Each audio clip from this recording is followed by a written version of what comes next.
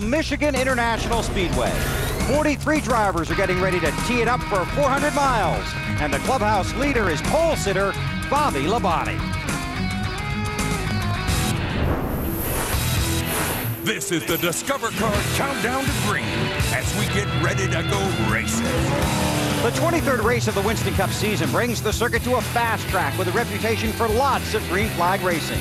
Fuel mileage is often a factor at Michigan, and as we have witnessed in recent weeks, it's tough to win if you're running on empty.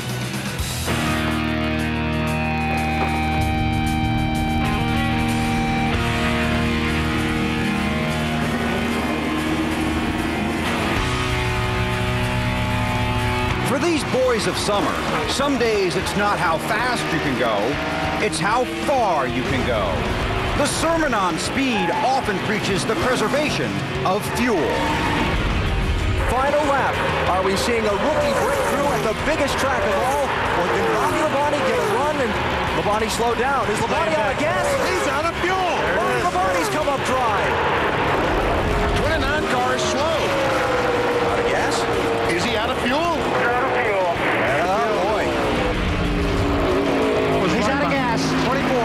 Sometimes running out means getting run over. Jeff Gordon is spun coming to the checkered flag. He's not going to make it to the start-finish line. Look at all the cars coming by him and all the positions he's losing. The wide and fast Michigan International Speedway is a true test of mileage and motor. In the past, proud winners have found the magic needed to win at Michigan. Today, it's not just how far you can go or just how fast you can go. Today, it's about how far you can go fast.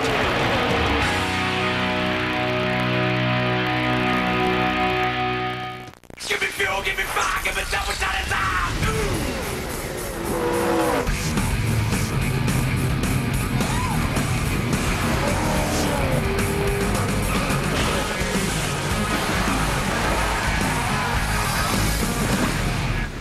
TNT Sports presents the NASCAR Winston Cup Series, live from the Michigan International Speedway in Brooklyn, Michigan.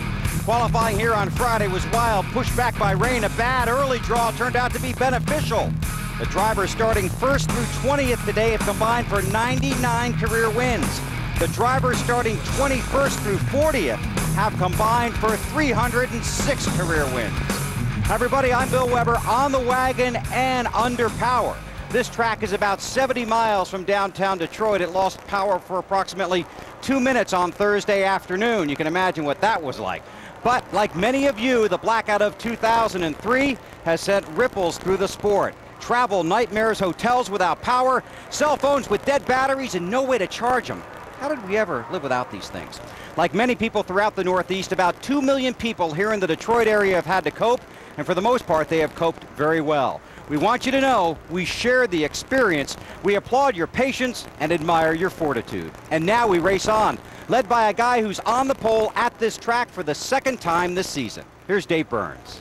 And Bill, it's his 4th pole overall here at Michigan. Bobby, can you match that in number of wins today and get number 4 today? I hope so. The guys have done a great job with this race car. This Interstate Battery Chevrolet was really good on Friday, and hopefully it'll be good today. We've got some adjustment built in it because you never know what's going to happen here. It's clouded up already a little bit, so I feel confident about it, but we got to go out there and make it happen. All right, he goes for win number 2 of 2003 today. To Matt Yoakum. Over the past 5 races, Dave, Ryan Newman has been the most productive driver with 2 wins, 1 Busch win here at Michigan. How's the car today, Ryan? I don't know yet. It should be pretty good. I mean, the car was pretty good in practice, happy hour. The track's pretty much the same, I think. It's a little bit cooler, but the sun's out, so we'll have to see. Doesn't look like there's going to be a chance for rain today, and hopefully we can just have a good, fast car and keep it to the end. You were really confident a little while ago, weren't you? To you, yeah, but not in front of everybody.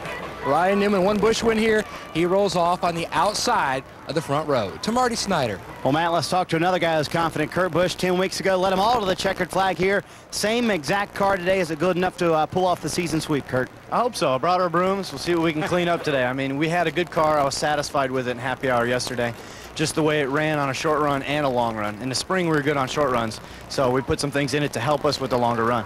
As we found out, Kurt Busch is the king of Michigan until he's dethroned. But as we found out last week, Robbie Gordon is the new king of the road courses. He's kind of getting used to this victory lane thing, and he would love today to do nothing more than to do it again. Bud. Good job, man. You've been the road course king. Now you get to wear the crown.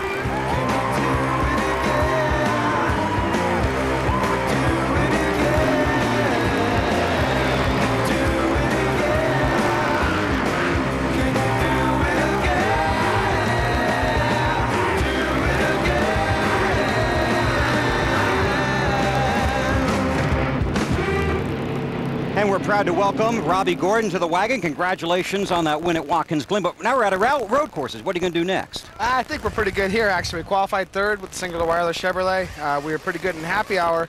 What people, it doesn't really show up on the chart, but we do a graph. We look pretty good there. I think we'll be strong today. How were you on fuel last week, by the way? Well, we had enough to do that extra lap at the end, did some burnouts, drove back to Victory Lane. We conserved a lot of fuel. You know, I think we could have made it if we had to race everybody hard. But we got in a position where we put a couple seconds between the other competitors. We were able to back off early, go in the corner, shut the butterflies, save fuel, do things like that.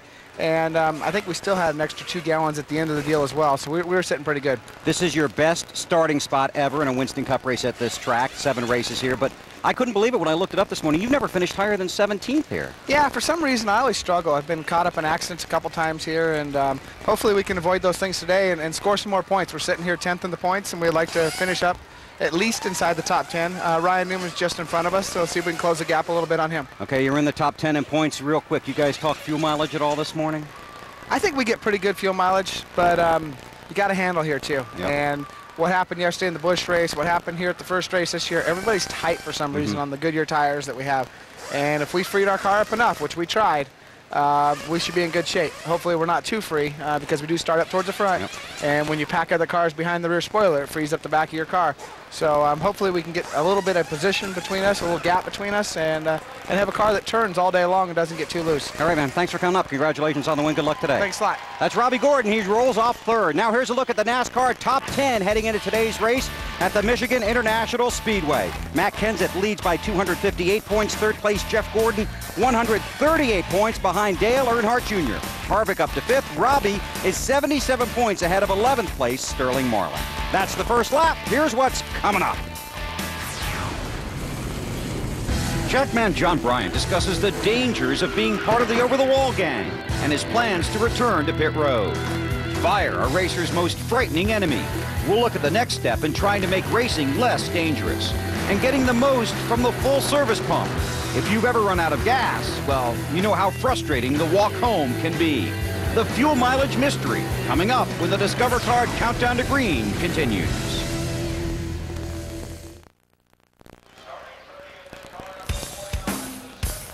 Discover Card Countdown to Green, brought to you by Discover Card. It pays to discover. And Fridays, eat what you love what you eat at Fridays. The Michigan Speedway is celebrating 35 years of racing this weekend, and over 150,000 fans are here for the party. But be careful how many candles you put on the cake, because if you ask a racer what his greatest fear is, almost every one of them will say fire. Today, for the first time, the Winston Cup cars will race with a fire extinguishing unit specifically installed to help control fuel cell fires. Here's Dave. Well, Bill, we wanted to see just how these fire systems work, so we called the guys from Fire Bottle. They gave us one, and we put it in Wally's car. Now, on the driver's, or in the passenger side of the car, there is a 10-pound bottle of halogenated hydrocarbon. That's the last big word I'll use today. That is halon, and that is the fire suppressant. The system is pressurized through a hose to the fuel cell area. And back here, right underneath, there is something that looks just like a sprinkler head from a hotel or maybe your office. That's because that's what it is. Now, right here, this little blue thing, that is the trigger or the fuse. That is glycerin inside a little glass tube about the size of a Christmas tree light. Now, when there's a fire in the fuel cell area, the glycerin heats up, expands, and it pops this little fuse. I'm just going to break ours with a hammer. Now you can see the system going off there. The halon distributes itself throughout the trunk and then eventually puts out the fire. It's actually very fast. In fact, let me show you with just a very little amount of halon just how quickly this works. I'm going to pour it over the side, and it's going to stop all those fires before it even covers them up all the way down here. It's a very good fire suppressant, and hopefully the system is very good as well. We'll know when another fire catches back there, and then hopefully the driver will have a much safer escape. Bill? Thanks, Dave. Very well done. Drivers face danger all day long. For the guys on pit road, the terror comes in 20-second doses. At Indianapolis, we were reminded of the dangerous duty the over-the-wall guys have to face. They don't need to be reminded. John Bryan never forgets. He's the jackman for Dale Jarrett's 88 car that was injured 2 weeks ago in the Brickyard 400. 4 days after that incident, John talked about the perils, the pressure, and the prestige of working on pit road. Here's Benny Parsons.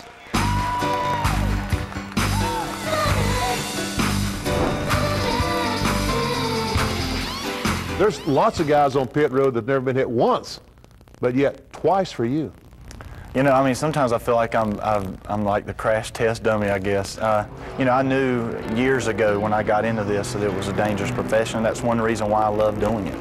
As a jackman for Robert Yates Racing, John Bryan has been involved in 2 of NASCAR's scariest pit road accidents.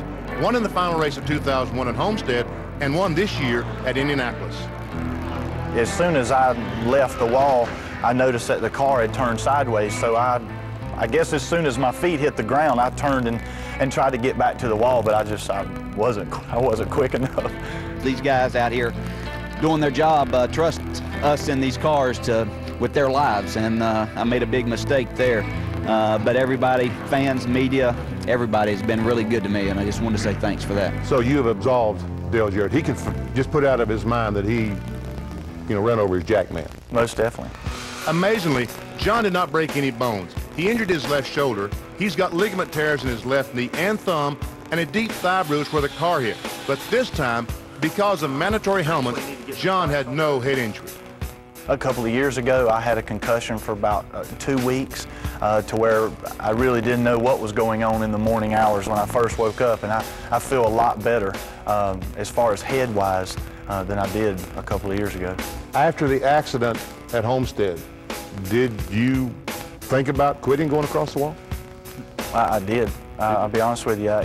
It crossed my mind because I just said, well, was this my wake-up call? When I first came back, cars, when they were pulling out of pit stalls behind me, I mean, it was like I had, the left eye, peeled to the back of the car. And I know that slowed our pit stops down, but I got over it, and the more I did it, the more routine it came again, and it just became second nature again. And you're going to try it again?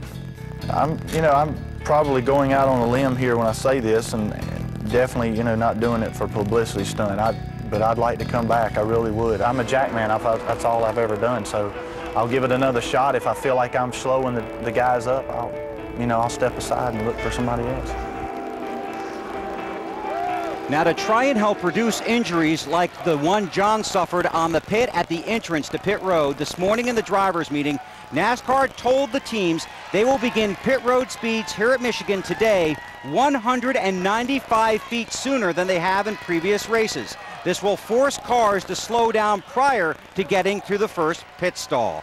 It's always dangerous out there on pit road. Today, the focus will be on the gas man, because when you come to Michigan, it's all about fuel mileage, and the emphasis is on efficiency, not fun. A lot of times in fuel mileage races, the fastest and the best car and the team that deserves to win the race on a given day doesn't win the race when it comes down to fuel mileage. So, I think it robs the fans of and the competitors of a true finish of the race.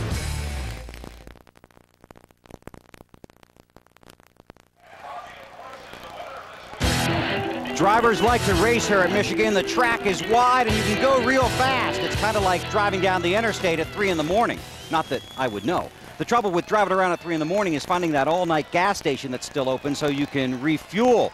Today, 43 drivers are about to hit this 400-mile highway knowing they might need to get the most of their fuel mileage. That's what makes winning at Michigan a gas. If we're going to keep fuel mileage racing, we might as well build solar cars and have the solar Winston Cup Series. That way we can just battle off the sun. No, I don't like that at all. As a race car driver, you don't want to have to go out there and save fuel. It's not true racing. You win races however you can. And if it means by, stretching fuel mileage more than anybody else, then you did your job that day to win the race. But when it does come to saving fuel, whose job is it? Driver makes a huge difference. The secret to the fuel mileage game is much more how much fits in that tank than anything else, or how that guy tuned that carburetor a lot more than whether a driver can do it with his foot. The driver really gets in the gas. He's working the throttle up and down, and every time he works the throttle up and down, it makes the squirters in the carburetor pump more fuel. If you're 10 times tighter than you were the last time, then you're not going to be saving fuel mileage probably because you're going to be trying to get the car to turn. It used to be that you would run till the car would blubber and then pit. They've got these fuel cells and these pickups in these cars. When they run out of fuel now, they're out. So the faster you go, the more fuel you use. So does fuel mileage figure into engine development? Well, not necessarily when you're building engines is that a big factor. You know, you're looking for durability and performance side of an engine, and performance pays a penalty for, you know, for burning a lot of gas. We really don't concentrate on the fuel mileage aspect of it until you get to the racetrack. We do a balancing act. We try to get the most power that we can for the fuel mileage as good as we can. We will not take and put something on the car that won't run as good just to get fuel mileage. You can get in situations where you're going to push that mileage, but you got to be careful about durability versus horsepower. In the car, a driver can help. Sometimes. I'll coast a lot, you know, the throttle back early. I'll go through the corners, part throttle. I'll do everything I can to keep it in your mind. You got to keep the butterflies in the carburetor closed. Keep the fuel from coming through. Well, one thing you got to be able to tell them right away is if it's possible or not. Some racetracks you can save fuel, some racetracks you can't. If they said to me, you know, save some fuel, I'd say how short are we? If they said a half a lap, you know, that you don't even need to worry about half a lap. You just start letting off and using as little brake as you can to try and save some gas mileage and really hope for some yellows, because at that point when they tell you to save fuel, you know you're pretty much over the edge and you're probably going to run out. At tracks like Michigan, watching the fuel pressure gauge puts extra pressure on everyone.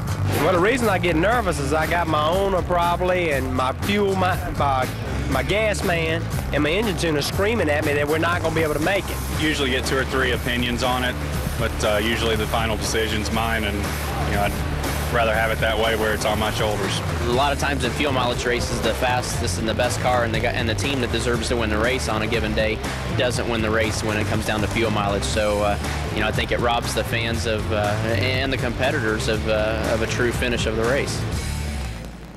If this race stays green, the key, getting 50 laps from a full load of fuel. We'll see what happens. Next, we'll rock and roll in Wally's World. You're watching NASCAR on TNT.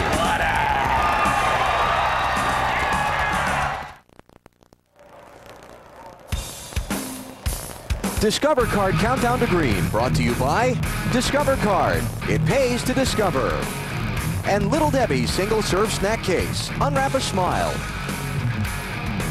Winning at Michigan, sweet music to the automobile manufacturers. Now, Wally Dallenbach almost didn't get to take his Mountain Dew Dodge out on the track this weekend. Seems he went to the garage Saturday morning and couldn't find the car. But he kept looking, and finally our Superman found it 3 doors down.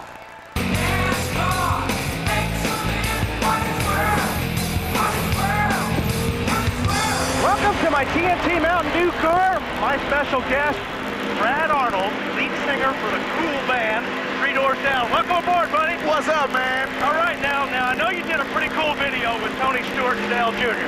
Yeah, we did. All right, now, did they give you a ride? They did not give me a ride. All right, so they didn't give you a ride yet. They got in the video. So if I give you a good ride, maybe you'll put me in a video? You're welcome to be in one anytime you're ready. Now, I know you don't get up early, so here's your cup of coffee, buddy. Yes, sir. That's what I'm talking about right there. You gotta love it. I hope this thing sticks this time. That's what I'm talking about. Yeah. All right, Tater Bug, right up against that wall. Oh, my God, that is awesome. I don't hear you singing now, buddy. Come on, sing your song. Singing or squilling? All right, now, am I going to make a video or what? Heck yeah, man. I think we can line that out. When are you going to get on stage? When I break the track record today. All right. Seeing Michigan in a whole new way. That's what you call living the dream right there, man. Now, no driver in the top 5 in the championship standing starts in the top 10 today, and the top 3 guys in points start 19th or worse. Let's get that story starting with Marty. Well, Bill, Jeff Gordon in the 24 car starts 21st today. Is that a tremendous disadvantage here? Well, it just depends on if there are any cautions or not. You know, we certainly have a good race car, and that's what we focus on, is just being fast, being good in traffic, so we can pass cars. But this is one of those tracks you can run all over the place, low, high, and I don't think that being this far back is really going to take us out of a chance to win the race. But we are going to need some cautions. We're going to need some great stops as well. Third place man in the championship going for Michigan win number 3. Dave? Well, Marty Jr. has led at this racetrack 5 times, but never won. His best finish is 7 so far. Junior, can we improve those numbers today? Yeah, I think so. We got a good car, and just got to get to the front real clean and easy, and have everything kind of go our way. I think we got a great car. He's got to pass a lot of guys. He starts 19th. Matt? The average start of Matt Kenseth's 7 career wins is 24th. Today, he rolls off 33rd. Even won Texas from the back. So could you pick a better place to start in the back, Matt? Well, Michigan's a great place to race at. It's great for the fans. It's great for the drivers. There's so many grooves. If you got a better car than the guy in front of you, definitely can pass. So that's a good thing. The only bad part about it is this race in the past has gone green flag the whole time. And if you do that, we're a long ways behind starting off. So if we get a couple cautions and our car handles as good as what I think it can handle, I think we'll be okay. He has 1 win here at Michigan, would like another. Marty? Matty, once upon a time, Tony Stewart started 28th at Michigan, the deepest of winners ever started here, and won. Start 23rd today, so can we expect more great things from you? I hope so. I got my secret weapon here. I got my Danny Lasowski Championship Knoxville Nationals winning helmet with me today, so I'm sure he's probably looking for it, but I told him I was going to take it, so we're going to put it on the War Wagon today, see if it brings us some good luck. So he did a great job yesterday. That's the Daytona 500 for sprint car racing, was last night in Knoxville, Iowa. So it's the first time I've been able to go out on a Saturday night, and the dude won us our second one, so pretty neat night for us. Big smile on this young man's face. Went from Iowa to Michigan last night. Got to bed, well, we won't say, about 3 or 4, Bill. Thanks, Marty. Mark Martin has his worst starting position of the season. He has his worst starting position in 36 races here at Michigan. He has his worst starting position in his last 53 races. Mark had to take a provisional. He starts 37th. The last time Mark had to take a provisional, he started 37th in Bristol last March. The guy that won that day, the same guy that won here in June, Kurt Busch. Mark is winless in his last 46 races, but he has won at this track 4 times. The last time Mark won this race was exactly 6 years ago today, when he took the 6 car to victory lane, August 17th, 1997. Now, you don't have to look it up because we already did. The countdown is at 0 and the stars of the Winston Cup Series go racing next. This has been the Discover Card Countdown to Green. Let's go racing.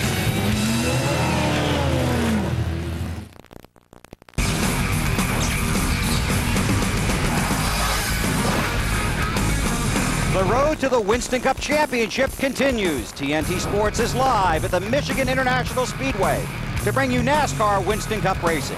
A field of 43 jumbled by a wacky afternoon of qualifying.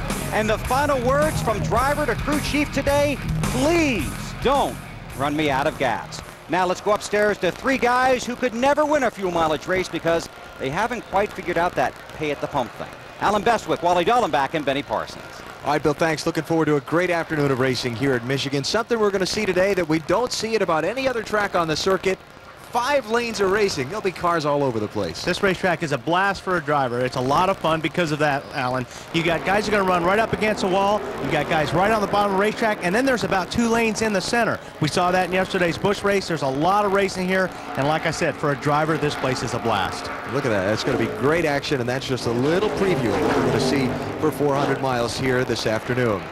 Benny, we talked about qualifying a little bit earlier. Rain came in, delayed it, conditions cool at the start, hot as the day went on. The lineup for today's race is really jumbled up. It is so weird. You look at the lineup today and you look at the top and strange names. You look at the bottom, the names you're accustomed to seeing at the top. As Bill told you at the very top of the show, positions 21 through 40 have won 3 times as many races as positions 1 through 20. But Wally just talked about a great racetrack. At least when they meet in the middle, I think they'll be able to pass. But it's going to be exciting. All right, real quick, 2, 3, or 4 wide, turn 1. Well, it can't be real quick. Quick. The racetrack's green because of the rain, but I think it'll be 4 wide, but not on purpose. Pick a number. I say 4. 3. 3, 4. All right, we'll see what happens. It's going to be fun to find out either way. 400 miles of racing ahead for 43 NASCAR Winston Cup drivers. Bobby Labonte set to lead him to the green flag in just a moment. When we come back to Michigan, we'll go trackside for today's opening ceremony.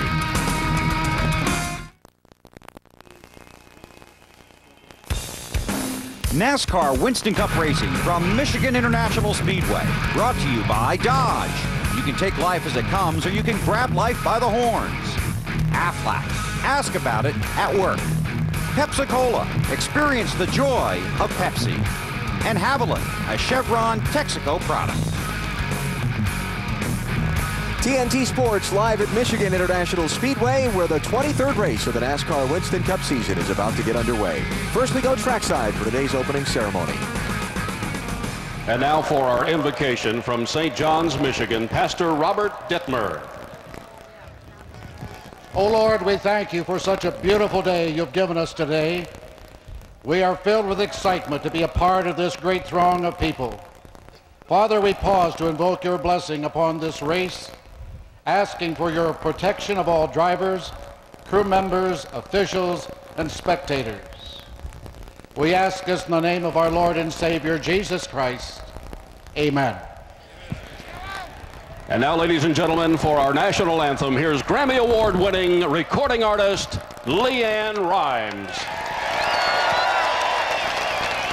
Closer, can you see by the dawn's early light what so proudly we hailed at the twilight's last gleaming, whose broad stripes and bright stars through the perilous fight, o'er the ramparts we watched were so gallantly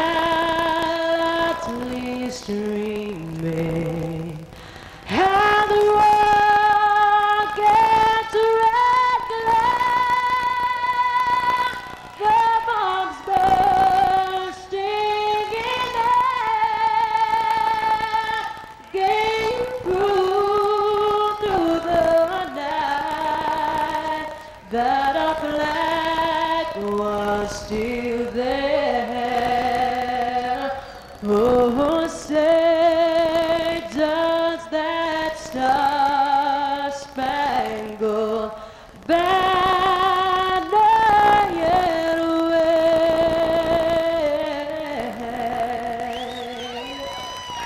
o'er the hand of the free, and the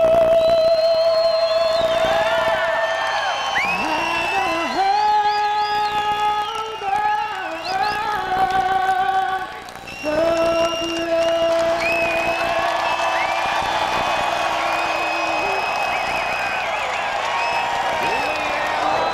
Ladies and gentlemen, and our two F-16s on the flyover. And now for the most magic words in motorsports, here is our Grand Marshal Ken Sikama. Gentlemen, start your engines!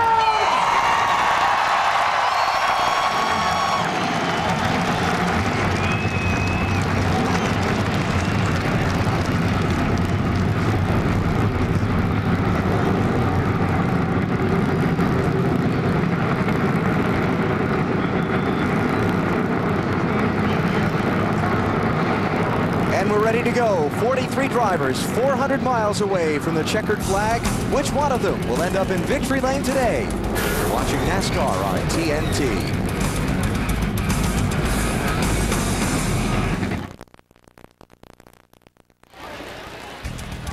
The Michigan International Speedway, some 70 miles southwest of downtown Detroit, where hometown bragging rights for the automakers, Ford, Dodge, Chevy, and Pontiac are part of what's on the line in today's 400-miler for the NASCAR Winston Cup Series. Field beginning to roll now out onto the racetrack for their parade and pace laps. 65! Budweiser, the official beer of NASCAR, don't say it, Wally, proud to sponsor the Bud Pole Award given to the fastest qualifier in each NASCAR Winston Cup race. Bobby Labonte, second straight Michigan pole, fourth of the season. Anheuser-Busch awarding more than $8 million since 1979 as the title sponsor of NASCAR's Pole Award program. That's a stop-and-go penalty for me, okay? Yes, it is. Here's the starting lineup for today's race. It's Bobby Labonte on pole with Ryan Newman alongside. 2 top 5 finishes here in Michigan in 4 tries. Pretty good record. And row 2, last week's winner, Robbie Gordon and Kevin LePage. Surprise 4th place qualifier. Terry Labonte making his 50th start here in Michigan. Jason Leffler alongside there in row 3. Another shock on the inside of row 4. Great qualifying run. Christian Fittipaldi, Jeff Burton on the outside. Got Dave Blaney and Jimmy Spencer in row number 5. Spencer with his best qualifying in the last 17 Winston Cup races. And there's Harvick and Biffle back in row 6. Kevin Harvick, winner of yesterday's NASCAR Busch Series race. Michael Waltrip and Larry Foyt. Row number 7, Waltrip 2 top 5 finishes in his last 3 races here in Michigan. Back in row 8 is Jimmy Johnson and Casey Mears. A couple of young guys. Casey, winner of an ARCA race here back in June. Elliott Sadler driving for Robert Yates. And Steve Park for Richard Childress. Back in row number 9. And row 10 might see a winner out of this row. Junior, Dale Earnhardt Jr. and Kurt Busch. All right, while we look at the rest of the grid, this Jeff Gordon's car stopped down at pit exit. Something up there. You see some of the crew running toward it. Some of the 48 crew a little bit closer to where Gordon came to rest. So we'll follow up on that here in a minute. While we watch the rest of the parade and pace laps, we'll give Kevin Harvick a shout. Yeah, let's give him a try. Hang on. Okay. Hey, Kevin, this is Wally up in the booth. You hear me?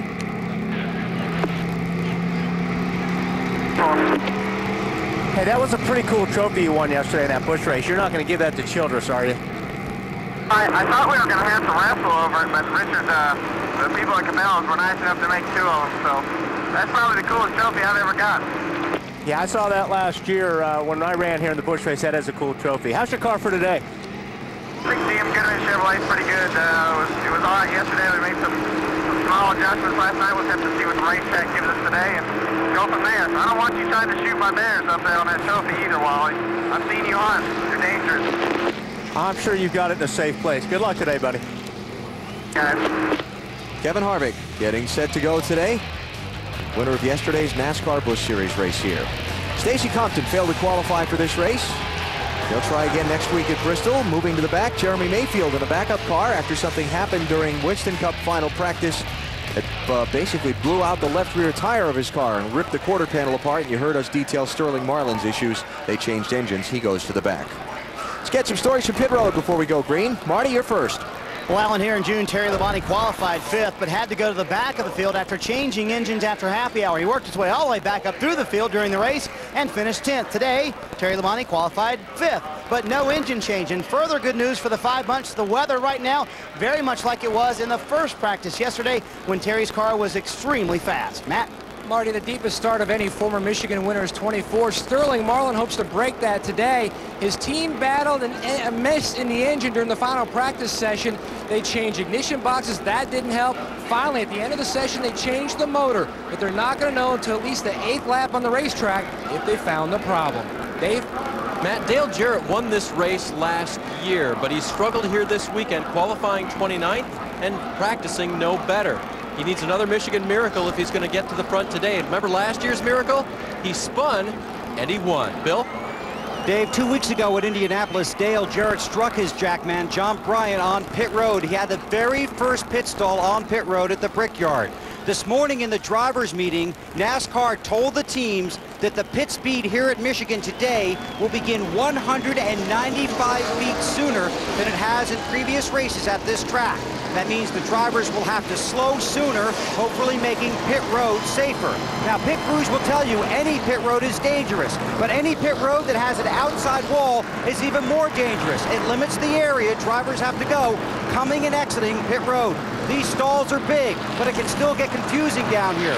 Watch for trouble in the pits and for teams that get blocked in by their opponents if this becomes a fuel mileage race. Alan? Okay, Bill, thanks. Dave Burns is waiting for Jeff Gordon's crew to return to their pit stall. We'll find out what happened to the 24 car in a minute. They did push Jeff off. He's rejoined the field on these pace laps. Things will follow today. I talked about it at the very top of the show. Guys in the front, Will they go to the back, or can they stay up there? The guys in the back, can they march forward? And what happens when they meet in the middle? Pit strategy, this is getting to be about the story every week. When these guys are going to be coming in for fuel, the race notoriously goes green for a long time, so probably his strategy is going to win this race again. Action Central have talked about how wide this racetrack is and the different lines that are available to the drivers. It's one of the great things about this Michigan track. And Tony Stewart, one of the best cars in the race, started back in the middle of the pack, back in 23rd. Can he march his way to the front? The follow-up on Jeff Gordon is that the kill switch on the steering wheel installed there for the drivers to cut the engine in event of a stuck throttle apparently was bumped. Dave, is that the story you were telling us? They are actually saying kill switch on the car, guys. Of course, these are equipped now with a switch the driver can hit on his steering wheel to basically kill the engine, and it just takes a while for everything to reset, is the story we're getting, and that's what happened. And we see Jeff Gordon got his car going again, back up in his position. Yep, 21st on the grid. It'll be 200 laps on this 2-mile track to make up the 400-mile distance today.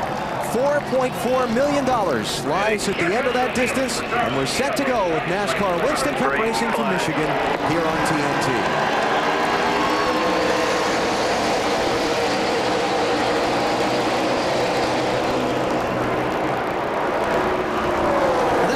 May be a little bit slick these first couple laps because we did get a lot of rain. There's been nobody on the racetrack since, but it didn't wash all the rubber away, as you can see there in the corners.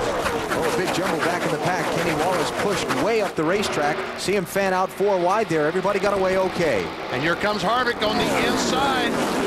Goes blowing by Dave Blaney in the 77. Wow, we got 3, we get 4 wide.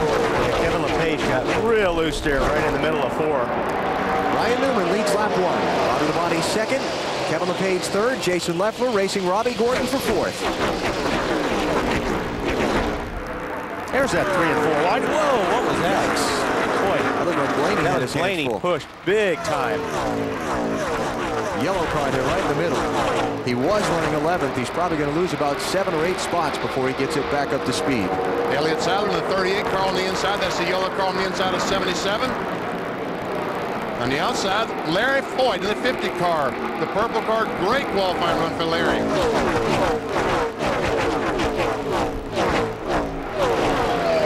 There's something else that we'll keep our eye on throughout the day. This racetrack is sensitive as far as the car's handling on it to temperature change. We had a very sunny, bright day a little earlier. Clouds are coming overhead. A lot of the racetrack in shadow now. That changes the track temperature and affects the car's performance. And right now is the best a driver can ask for. This is what I like to see at a racetrack is a cloud cover, because this is when the track is going to have the most grip. When that sun comes out and gets that track hot, then these cars will be sliding all over the place.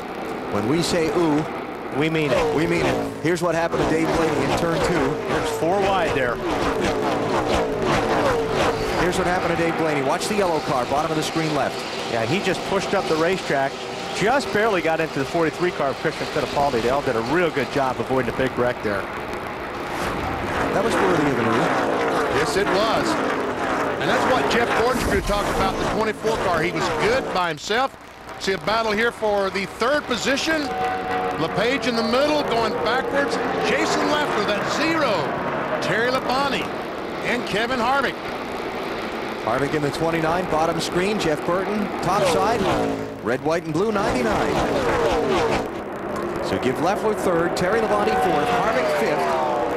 Now Jeff Burton trying to edge ahead of LePage for 6th. Well, they got a draft going here, and this is one of those racetracks where 2 and 3 cars together are going to be a lot faster than 1. It's almost like a restrictor plate track like if they've done at Talladega. So if you have somebody help you, like right here, you see 48 of Jimmy Johnson behind Robbie Gordon, they're going to be faster, and they're going to lead the 57 car of Kevin LePage. Now he dives in and gets in line because he doesn't want to be there for long. Jimmy Johnson's name came up a lot in my garage rounds this morning of who had a good car in yesterday's happy hour. A lot of folks thought that 48 car would be tough today. He started 15th. He's moved up to 9th. Ryan Newman is leading this race. Bobby Labonte in 2nd, so the qualifying positions have swapped. Johnson took 8th away from Robbie Gordon. He's going on Jeff Burton here for 6th. Got it. Now here comes last week's winner from Watkins Glen, Robbie Gordon.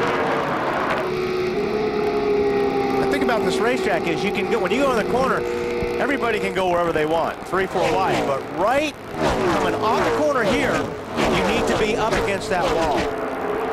Because if you try to stay down low and pass a car, that car on the high side will always usually have more momentum and more speed getting off the corner. And you'll drop back and get back into line. Robbie Gordon by Jeff Burton to pick up 7th spot, Marty. But he just came on the radio, he said, guys, we have the wrong gear in the car. And that's one of the big things here at Michigan is gear selection. It's a fine balance between trying to get fuel mileage and wanting horsepower. Robbie feels like he does not have enough horsepower to get off the corner like he would like, so they have the wrong gear, in his opinion, in the car. But if they put too much gear, they might not be able to run to 48 That looked laps. good right there. All these guys are running high in the bottom there. Find your way. Like Marty said, it's a fine balance between get your car around the racetrack at utmost speed, but also taking into consideration fuel mileage. And where you feel like you're getting beat a lot of times if you don't have enough gear, it's getting up off the corner. Check it out, Bobby Labonte. After Ryan Newman got away from him in the opening couple of laps, catching back up to try and take the lead back. You know, this is the 6th straight race that the pole sitter did not lead the first lap at Michigan. I know the first lap's not the important one, the last one is, but that's kind of an odd thing here. Labonte in the 18 car is trying to do something about that right now. Let's see if he makes the dive for the bottom.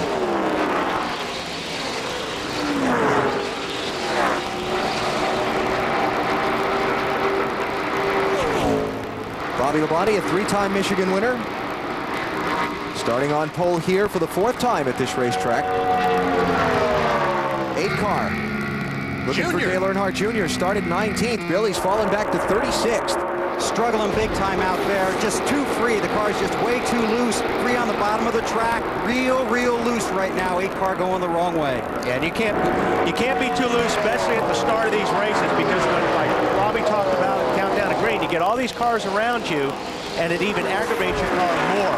You need to distance yourself from other cars to get that loose away. And that's bad when you're right in the middle. How about a little 3-wide job for 4th place? Jimmy Johnson through. So he's by Kevin Harvick, he's by Terry Labonte, and that 48 car is marching forward, and he's doing it quick. Started the race in 15th position, and in just 10 laps, Jimmy Johnson has moved up to 4th. Ryan Newman leads Bobby Labonte. Here at the Michigan International Speedway, we're just underway. You're watching NASCAR on TNT. Michigan International Speedway in the village of Brooklyn, Michigan. About 70 miles southwest of downtown Detroit, where Ryan Newman leads today's NASCAR Winston Cup race, but maybe not for long. I tell you what, if Labonte can get a fender on the right side of that 12 car getting off the corner, then he'll make the pass. I'm betting on the 48 being the one to make the pass. He is coming. Jimmy Johnson got by Jason Leffler for 3rd a second ago, and here he is racing Labonte for 2nd. That's a spot right there. It's hard for the 48 to make that pass getting off the corner. Bill, you got something on 48? Well, I talked to Chad Knaus this morning, and he said they make small changes to their car, basically a spring change, and they tuned down the shocks because Jimmy couldn't stay in the throttle in happy hour. So I went down to him and I go, small change, and that thing's flying.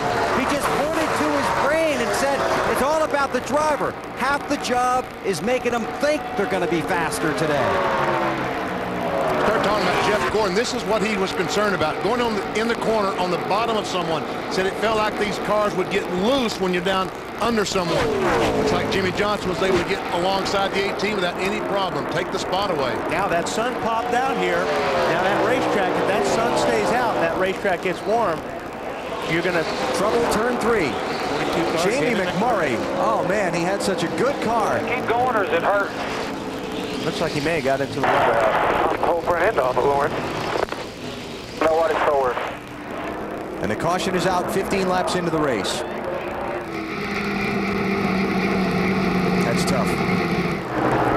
Yeah, he was pretty excited yesterday. We talked to him about his race car. Really thought he had a very good car. Well, this is the same car he used at Pocono and Indy that ran so well.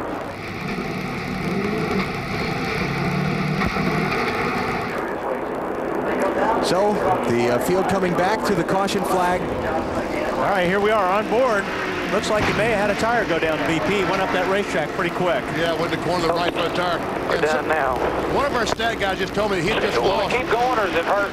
The 10 spots in the last lap or so. So he realized the tire was going down, but. Yeah, that's definitely a tire down. He was trying to ride it out, hoping for the caution, and he was the caution. That usually happens. Boy, big break for Dale Earnhardt Jr. because he'd drop back to 38. Then he'll make a pit stop, make some adjustments. Yeah, I'll bet you make a bunch of adjustments. Bunch.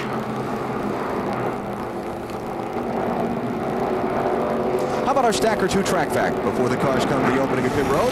Talked about this race being in Brooklyn, Michigan, a village with 136,373 seats today, which are all sold out, by the way. That means that this racetrack today has about 9 times the population of the nearby village in which it resides, which is 16,500. It's a big, big deal when the races come to town. All right, who's going to pit? I'm going to say maybe from 17th, 18th place on back. I wouldn't be surprised if all the guys don't pit. I think everybody's coming in. And I think it's a good thing that they learn where this line is to start pit road speed under caution flag. Because under green, I'm really concerned for these guys. Here they all come. All right, somebody's got to stay out here and try and get track position. So far, it's just a pace car. Oh, let me rephrase that. Somebody's going to take 2 tires here and try and get track position because they've only run 16 laps. Yep. A lot of them are going to take 2. All right, Dave, go ahead. And Matt Kenseth is one of those guys that has really been talking about it right now, running in the back of the pack, guys. His car was very, very tight, and so they wanted to also make a wedge and air pressure adjustment. Let's see if they give him 2 and send him on his way. He definitely has a car that will not handle right now, and they're going to make both that chassis and air pressure adjustment. 2 tires, Marty. Dave, how about that? Ryan Newman's already gone. 2 tires and a round in the right rear for him. Just a little bit tight, trying to loosen the car out, Bill. That was a chassis adjustment, 2 right sides for the 48 of Jimmy Johnson. They did have a tire get away. It was hit by the 43, but everybody's okay. A lot of guys with 2 tires there. I don't know who got out first there, 48 or the 18 of Bobby Labonte. 18's ahead of him on the apron of the racetrack, but we have a camera at the scoring line. Let's see what it tells us. Well, let's see what the old camera shows. See how close Bobby Labonte's nose is there. Looks like the winner is 18. Then 48. All right, so under caution, Bobby Labonte winning the race off of pit road. We'll reset the strategy and restart the race for you when we come back to Michigan. The green flag just now waving as we come back to Michigan International Speedway. Bobby Labonte leads. Jimmy Johnson second, Kevin Harvick third, Ryan Newman fourth, and Robbie Gordon fifth. Then you've got Jeff Burton, Michael Waltrip, Jimmy Spencer, Steve Park, and Jason Leffler. Most everybody got just 2 tires on the stops. I'll tell you that there are 2, 4, 6, 8, 9 cars that got 4. Dale Jr., Tony Stewart, Johnny Benson, Rusty Wallace, Terry Labonte, Bill Elliott, Jeremy Mayfield, Casey Mears, and Mark Martin. The farthest of them in the restart order, Rusty Wallace, who took the green in 15th. Everybody else, just right side tires. See Terry Labonte going by Rusty Wallace as Tony Stewart and Matt Kenseth run side by side. Do you see Kenseth make that 4 wide move going in 3? Stewart, Kenseth there, racing for 16th and 17th spot, 17 and 20. And the caution came out a moment ago because of the problem we showed you for Jamie McMurray. Dave's in the garage with him. Yeah, and Jamie's actually busy right now. I think he's working on his helmet because he's changing something over here. Jamie, what are you working on, bud? Well, when I wrecked it, it tore the little air conditioner nozzle out, so I'm going to go back out and ride around for 400 miles. I'm going to make sure I get it fixed. What happened, Jamie, and when did you know you had a problem? I don't know. I mean, actually, about the 2nd lap, car was just real tight. And I don't know. It just kept getting worse and worse. And I don't know if the tire going down or what happened, but blew out going down the back stretch and then just got into the wall a little bit. Okay, guys are working on it. He'll try to get back out. Alan? All right, thanks, Dave. And you saw the lead change. Jimmy Johnson out in front. No surprise the way things have been going for him here so far. And he has been marched to the front. And let's just he's picking up the throttle. Sorry, Alan. Just listening to that right there. He is picking up the throttle about 2 car lengths earlier than the 18th car of Bobby Labonte. So the car's got to be handling well if you can get on the gas that early like that. Just wanted to correct something I said before. Rusty Wallace got 2 tires on his stop, not 4. So the first guy in running order with 4 tires was Tony Stewart, and he's in 17th. Bill? Yeah, the 18 car was tight, so they came in and took right side tires and made an air pressure adjustment to try and loosen it up a little bit. So, Wally, do you think it's that Jimmy's getting in it sooner or Bobby can't get in it? Well, now that you pointed that out, Bill, it's probably a little bit of both. But this sun coming out is going to change the racetrack for all these guys. So if these guys made adjustments based on the first few laps where the cloud cover was on the track, some of these guys are going to dial themselves way out. And a lot of guys wanted to find out what 2 tires were going to do to the car early in the race in case they have to make that same stop late in the race. And some on the wheel. Obviously, it's helping that 48 car. He's not suffering at all with those 2 tires. They've been strong so far. Yes. Michael Waltrip and Jeff Burton racing for 8th spot. Waltrip in the 15, Burton in the 99. Well, what happened to Michael? Jeff took his position up near the wall. That 99 car going right to the top. Hey, that's Michael's spot, Jeff. Hey, did you see Michael make that pass on the bottom? Yeah, you don't see that very often. No, you don't. And a further correction. Will you make up your mind, Alan? Well, you know, never mind. Terry Labonte's the first one with 4 tires, right there in the 5. And he just moved up to 10th spot. He just passed about 3 cars in the last 2 laps. Are you sure? As best I can tell. Okay. With you sitting next to me, I'm not sure of anything some days.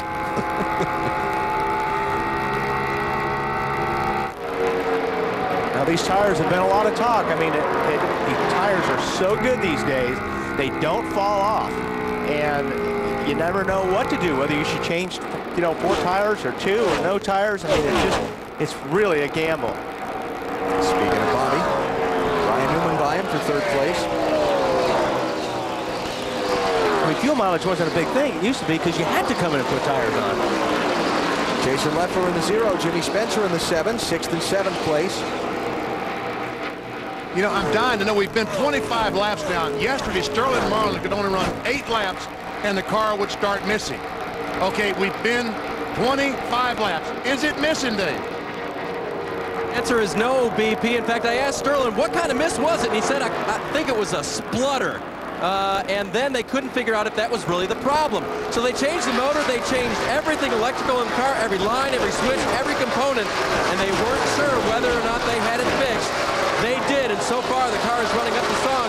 And that last pit stop, they made no changes. The chassis and now the motor are very good. Terrific. Thank you very much. Now the question is answered. A splutter. A splutter. Well, that's... I understand that. I think I understand it, but I can't explain it. Yeah. See the scoring serial on Sterling. Very steady march up from the back of the pack. Remember, he started tail end of the field because they changed engines during the weekend. And this 40 car led the most laps here in June. All right, Tony Stewart marching towards the front, about a 4/10. Yeah, and he's got 4 tires. Yes, he does. How about it, Bill?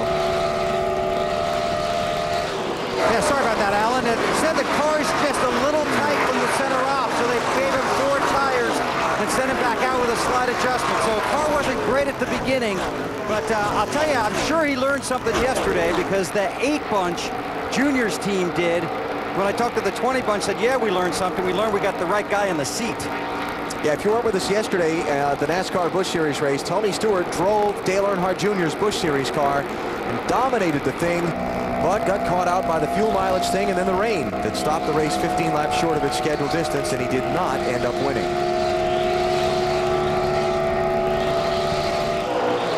Jimmy Johnson, race leader, 3rd different driver to be out in front. Johnson, along with Ryan Newman and Bobby Labonte, leading the early laps so far in the GFS Marketplace 400 at Michigan on TNT. Our Wendy's race menu. Check out what's coming up as we follow the race for the championship on TNT and NBC. The night race at Bristol next Saturday. Exciting, huge crowd. I mean, it's Bristol. It's the night race. What more? And if you don't have a ticket, don't worry about it. They don't have any tickets, so watch it here on TNT. Then it's on to Darlington for the Southern 500, the night race at Richmond, and back to New Hampshire. That's what's coming up on the Wendy's race menu. Jimmy Johnson is out in front here at Michigan International Speedway, leading by 1.4 seconds over Kevin Harvick. 1 caution in the race so far. Jamie McMurray bouncing off the wall, and he is in the garage getting repairs made to his machine. Let's take you through the field. get you the quick snapshot on how your favorite driver's running so far. Bill, you're first. Thank you, Alan. This morning, Chad Canals, crew chief for Jimmy Johnson's 48 car, said this is the best car we've ever had here in Michigan. I said, this is only the 4th time you've ever raced here. He said, this is still the best car, and that should mean something to you here today. Jimmy Johnson up front, Marty. Bill, Kevin Harvick started in 11th. He's up to the 2nd position. 2 tires on that last stop helped him to get up to 2nd. This is the car that won Indianapolis. And immediately when this run began, Kevin started searching for a line. He's found it, and that's where he likes to run. Ryan Newman behind him in 3rd. Started 2nd today. 2 tires as well on his last stop. Too tight to start off for this run for Ryan, but now the car is coming to him a little bit more. Robbie Gordon behind him, won last week at Watkins Glen. Also 2 tires. A little bit loose, Robbie says, but we'll be fine. The gear problem, he still thinks they have the wrong gear. He said, remind me to take it easy going into the corners, Matt. Terry Labonte was fighting a bad push over the course of that first run. They made a significant track bar adjustment and an air pressure adjustment to help that race car. He has 4 fresh tires. Meanwhile, Jason Leffler just got past. He dropped back to 6th. His car was free early on, then it was tight. 2 tires, Bill. Tony Stewart was tight when he came in, so they gave him 4 tires, made a small adjustment in the chassis. Now he's moving forward. Good run yesterday, strong run for Tony here early. Snyder. Bill, guess what? Michael Waltrip running the high line. Started 13th today, and he's using that high line as Jimmy Spencer shoots around him. Car just a little bit too tight for Michael right now, and they think it will get tighter the longer they run as he battles with Greg Biffle on the track in the 10th position. Now the 9th position for Michael Waltrip. See Jimmy Spencer there moving through to pick up a couple of spots. So Spencer to 8th, Greg Biffle to 9th. And now it looks like Michael will be shuffled back to the 10th position. How about Sterling Marlin coming through here right with the 18, Dave? Well, Sterling Martin in the 40 car, they've got the splutter fixed, Benny, and it was happening off the corner and down the straightaway. Of course, they've got it all done now, taking on no changes that last time, so it's quite good. 7th car of Jimmy Spencer, 11th now, right sides only for him, and no changes on that as well. Matt? Greg Biffle in the middle there between the 7 and the 15. He's climbed all the way up to 9th. He was fighting an extremely tight race car on that first run. They made a 2-tire change, a wedge adjustment, and air pressure. It has helped. He's on the move. Pretty good little race for position here as Sterling Marlin's caught the back of this group. Marlin in 11th, working on 10th and 9th all at the same time. When I talked to Lee McCall this morning about their engine problems and their miss, he also told me that it's the same car they used in June with exactly the same setup, and it shows. Led 66 laps of that race in June and started back in 30th that day. So sort of a mirror image here, charging to the front in the early laps. See if he's able to spend some time out in front later in the race. Marlin with 4 top 6 finishes in the last 5 Michigan races. And a steady march into the top 10. Sterling Marlin was able to get Dodge's first victory when they came back into the NASCAR Winston Cup here at the Michigan Speedway a couple of years ago.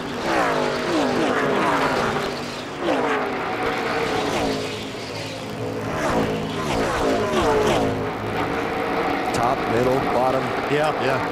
He just can't see the pull pass off there on the bottom. Like we talked about earlier, it's better getting into the corner, and you can make up a lot of ground here, but this is where you need the momentum to slide up in front of that guy. Did it that time. So Marlin around Michael Waltrip and into the 9th spot.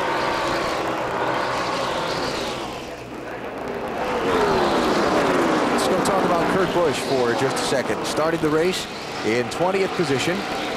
Had moved up as far as 13th. Marty, he's back to 17th now. And he has the same race car that won here in June. This is also the same car that won in California for Kurt Busch. And earlier he came on the radio, and now a battle for the lead. Kevin Harvick trying Jimmy Johnson. Not quite. You know, when you're on the bottom of the racetrack and come off the corner, that front tire just slides across the racetrack so much you can't stay in the gas, especially with that car on the outside of you. Okay, so we were saying about the 97 there, Marty. Yeah, Alan, he's fallen back just a little bit. And a moment ago, this is what Kurt had on the radio to say about his car. we're just extremely tight. Never been tighter in my world on the exit. I don't know why. We did not fix this thing. It is so tight on the exit. Can't stand it. Yes. All right, Jimmy. That was a concern because in happy hour, guys, yesterday they were very tight. Jimmy Finning thought he had the car fixed. And the way they won the race here in June is they adjusted on it throughout the day. They weren't very good until about 3/4 of the way through the race. And Jimmy said, I have so much adjustability in the car, I'm very confident about being able to fix whatever the problem is that Kurt might have today. Jeff Gordon is off the pace. And you see the thing missing. Yeah. Yep. I talked with Jeff Gordon on Friday. Got it back, piece of shit thing. Was it the same deal, hitting the steering wheel, the kill switch on the wheel? All clear. Some sort of ignition hiccup there that's playing itself out in the race. Oh, that is strange. I mean, Jeff Gordon's car we showed you did not stall when they said, gentlemen, start your engine, started down pit road, it stalled. They said he got it back, and that time coming off turn 4, once again it stalled. But they have some kind of a short or something that's shutting the car off. We'll follow up further from Jeff Gordon's pit, but for now he's back up to speed. Jimmy Johnson out in front here in Michigan. You're watching NASCAR on TNT.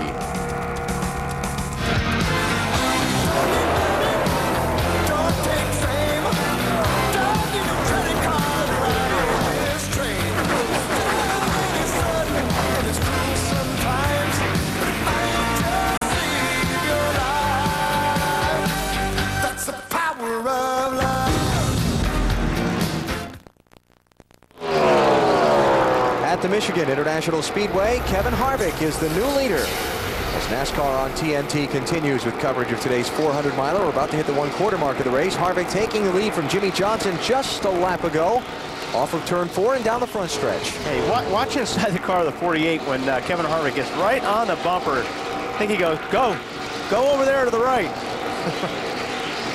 I've had enough. I've had enough. That's what he did. So Kevin Harvick, the 4th driver to lead this race, trying to back up his Indianapolis victory with another one a couple of weeks later here at Michigan. Now Jeff Gordon had fallen back. We saw him off the pace a minute ago. He's climbed a couple of the lost positions back. He's in 26 now, Dave. What are they saying? Well, Alan, you heard he wasn't very happy about something on his race car, and that was, according to the crew, the kill switch. It keeps turning off on him, and you know, they don't quite know why. I checked with Randy Dorton, the guy who builds those motors for Hendrick Motorsports, and I said, can you take that away? Can you, you know, get around the kill switch at all? He said, you really can, and you got to have it. It's required by NASCAR. So they're talking about that switch on the steering wheel that the driver's supposed to use in case the throttle gets stuck. And Tony Stewart going by Newman to take over 3rd spot. And Wally, you and I have been checking out this monitor the last few laps. Stewart is the fastest car on the speedway right now. Yeah, he certainly is. I talked to Greg Zipadelli this morning, and he was pretty confident. He had a very good race car this morning, and he said that they were going to go to the front. And that car's not too bad. The 40 of Sterling Marlin goes by Terry Labonte and takes over the 6th position. So Marlin continuing his steady march to the front after starting in the back because of an engine change. So Tony Stewart's moving up. Sterling Marlin's moving up. Jeff Gordon's trying to regain some lost ground.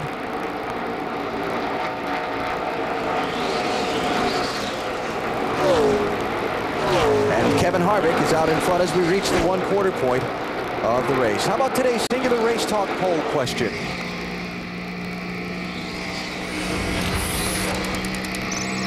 Your opinion on races decided on pit strategy and track position. Been a lot of talk about that in the garage, in the grandstands here over these last couple of weeks. Let's hear what you have to say about it. Love them, not crazy about them, doesn't matter. Tell us what you think. Okay, I think I know what the answer is going to be. The majority is going to be, but we'll see.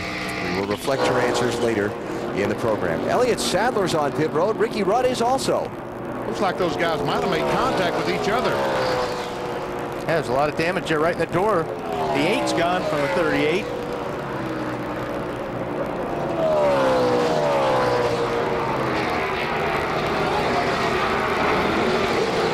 All right, let's find out what happened to Elliott Sadler. There he is. Just as we figured. Oh, ran out of room there. Wow. Yeah. Good save. Good save. And Jeff Gordon's in. Dave? Alan, I'm all the way on the other end of pit lane, but I just got a report from Matt Kenseth, who was racing around him. He claims that they're dumping oil all over the place, so I don't know what you can see from up there. We'll follow up with a report. Well, we'll see when he pulls away, maybe. I only saw the fuel there. Me too. Now, these are very early pit stops, obviously, for Sadler and Rudd. We saw the contact and the reason why. And for Jeff Gordon, that's going to drop him a lap down to the race leader, Kevin Harvick. And we'll see what happens. All right, Kevin Harvick is out in front, just past the 1/4 point today here at Michigan. Back at Michigan under caution, a piece of metal off of one of the cars, probably from the Elliott Sadler-Ricky Rudd confrontation, has brought out the yellow flag and brought out the cleanup trucks. We're getting set now for pit stops as the field comes to the opening of pit road. Boy, Jeff Gordon be a lap down. Yep. Elliott, well, to be on, probably wound up on the Hamilton lead lap when they get back to green. So, will we see any two-tire stops here? It's been about 40 laps since they last came in. Just about 40. My guess is 4 for everybody. Marty. Leader Kevin Harvick will make his way to his pit stall. Very smooth stop for Kevin. The car that car's actually perfect, but what they're going to do is a pound into the right rear to start the car a little bit loose. Bill? The 48 car of Jimmy Johnson is tight. They talked about 2, decided to take on 4 tires, make a chassis adjustment to try and make him a little bit better. Tony Stewart also getting 4 tires, weaves his way out of traffic. He heads out following the 29. Johnson still sitting here. Long stop on the left front on the 48. Dave? Alan, the 40 car of Sterling Marlin came in just a little bit tight for Sterling. They took a half a pound of air out of the right front tire to try to fix that situation. I didn't see anybody get 2 tires looking up and down pit road, so it looks like everybody indeed got 4. And Kevin Harvick held serve on the pit stops and led Tony Stewart to the exit of pit road. Under caution, just past the 1/4 point of the race, you're watching NASCAR on TNT.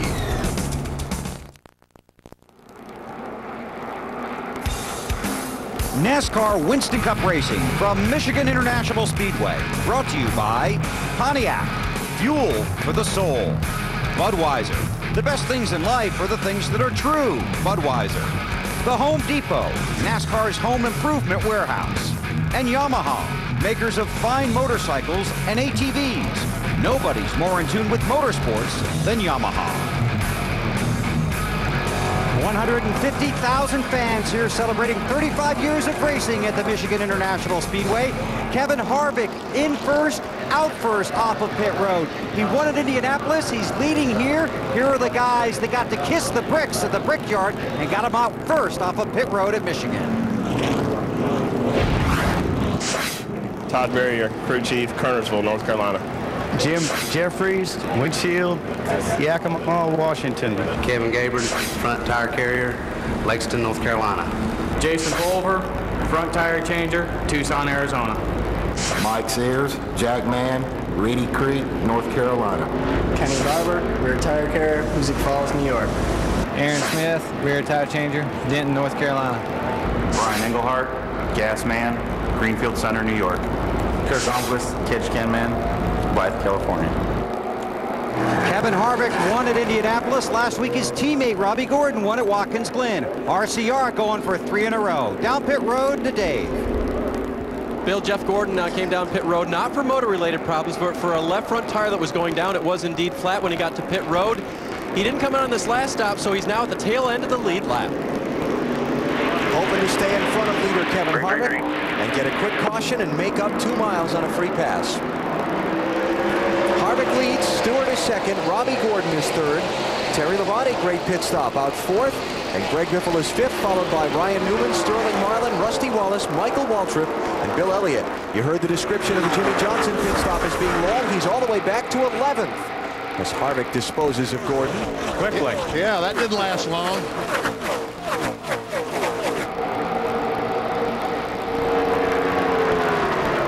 So Jeff 1 lap down in 39th place. And the bad run of luck that's seen his championship hopes take a big hit in the last month or so continues today here at Michigan. Tony Stewart on the very bottom of the racetrack, the orange car trying to get by Jeff Gordon. He does. Now only one car in front of Tony Stewart for the lead. Tony Stewart in that 20 car started 23rd. Now in second spot. And my guess is might be able to pass that 29. He's shown incredible speed today. Whoops, wait a minute. Wasn't he in front of Gordon down in turn 1? Well, yeah, it looks like Gordon pushed up, it looks like, the first couple laps. Look at Elliott Sadler trying to get back up with the leaders and get back on the lead lap. Wow. Terry Labonte's going by Tony Stewart. That's for second place. Terry took third from Robbie Gordon last lap. 5 car on the move.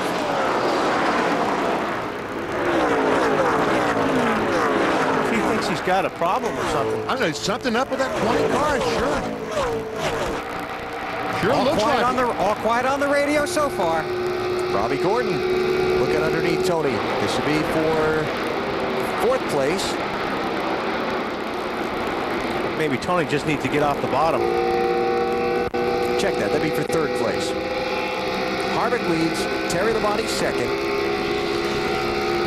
Now Tony is 3rd. Ryan Newman slipping around Robbie Gordon for 4th.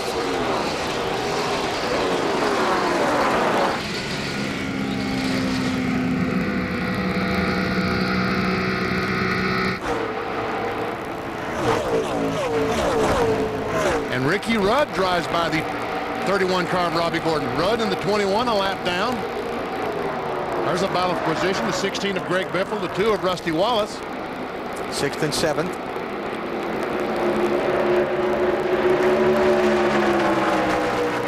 Well, now Jeff Gordon's not even the first car 1 lap down as Elliott Sadler goes by him. All right, we wondered if something was up on the 20 car. Bill, let's find out. Just a little free on the get-go, Alan, so watch for that throughout the race. But just a little free on the early laps after they stop. Matt? Bill, starting with Dover, Terry Labonte's been on a great run of momentum. Only one finish outside of the top 20 today.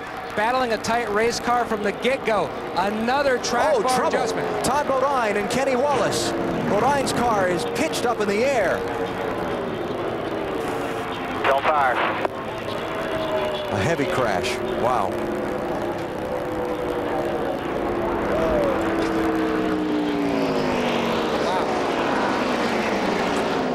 Todd Bodine and Kenny Wallace both out of their cars. Todd had the window net down before the car stopped. And Kenny was getting out of his car before it stopped. See Kenny's Hans device on the back of his neck. Kenny's car was on fire. He was going to get out of that thing fast. And there's Todd. You see how Kenny's car was just submarined underneath Todd's? Todd's lucky he didn't go over on his roof. 3rd caution of the race. I tell you what, I got to give these medical workers an A for their response because they were there. They've always been great here at Michigan Speedway. They really have. Helped by the fact that the field was still bunched up pretty tightly together on the restart. Once the pack went by the wreck, they could roll. There you see the 54 car in the middle. Kenny Wallace up high. This is racing for 25th place. And Kurt Busch is going to get in the 54 and turn him up in front of the 23. Yep. Look at that. Wow.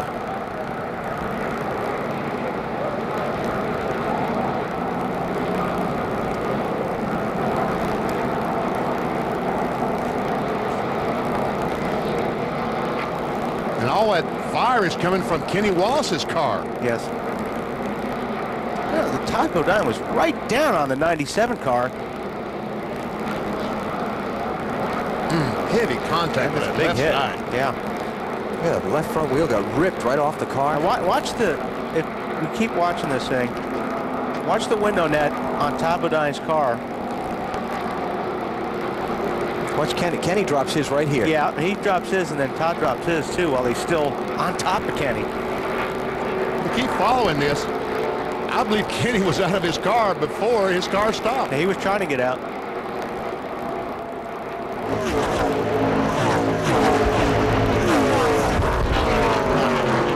That's a camera shot there. Now that's a camera shot. Ooh.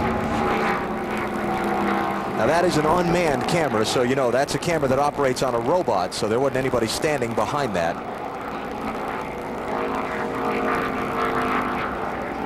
Tons of debris and a nasty accident, but both drivers out of their cars quickly and okay. And because the fires on those cars weren't in the trunk, that new fire extinguisher system that Dave showed you on Discover Card Countdown to Green doesn't come into play there.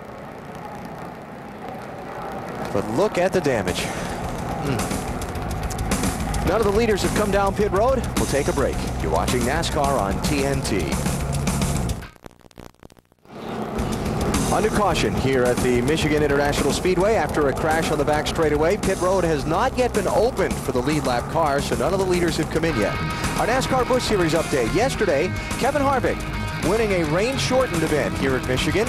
Tony Stewart dominated. Harvick won when the rain came out 15 laps shy of the scheduled distance, and he was out front through a little neat strategy. Look at the championship race heading to Bristol this Friday night. Now the Craftsman truck update. No race this weekend for the trucks, but they'll take that fight for the championship to Bristol Wednesday night. Midweek special on the high banks there. Brendan Gaughan leading Travis Kvapil by just 7 points. What a mess. Man, what a torn up race car. But both drivers okay. And very quickly out of their cars at the end of the crash. I'm not sure if they waited till the end of the crash. Once again, the 54 car goes right down next to Kurt Busch. Now, whether or not there's contact or not there, I don't know. There's definitely contact. Looks like there is. Yeah. Looks like they just touched. Maybe the rear tires touched. And Todd into the wall. Now watch Kenny Wallace in the 23 car. We got a good shot of him. The winning net, as they said, is already down. Look, he's coming out already. He's out the window. Out. The car's still moving. He's getting out of there. Yeah, well, that thing's hot. Getting away from there. Now Todd Bodine is out of his car. Amazing. Now watch this angle. Watch the window net up. Todd Bodine's car. He feels all that fire. Yep, he's one. That's dropped right now. That is down. See, when he felt that fire, he didn't know that it wasn't his car on fire. It might have been his car, so he didn't realize it was Kenny Wallace's car where he was feeling the heat.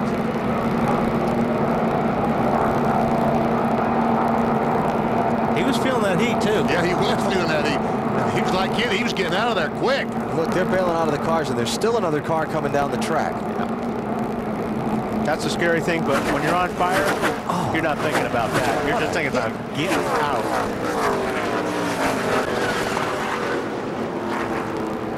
That was an unbelievable hit. That was one of the hardest I've seen in a long time. And there goes the wheel, trying to catch up with his car.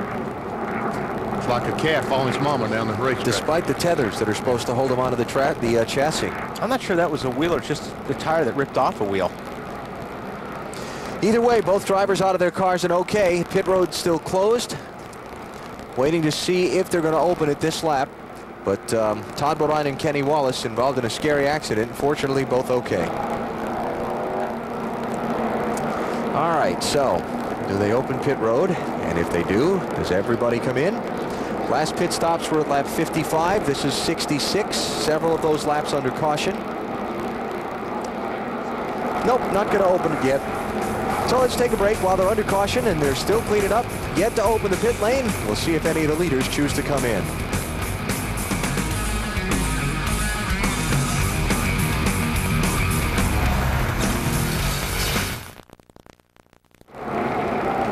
Back at Michigan International Speedway, just as pit road is open for lead lap cars, 9th place Jimmy Johnson is the first taker.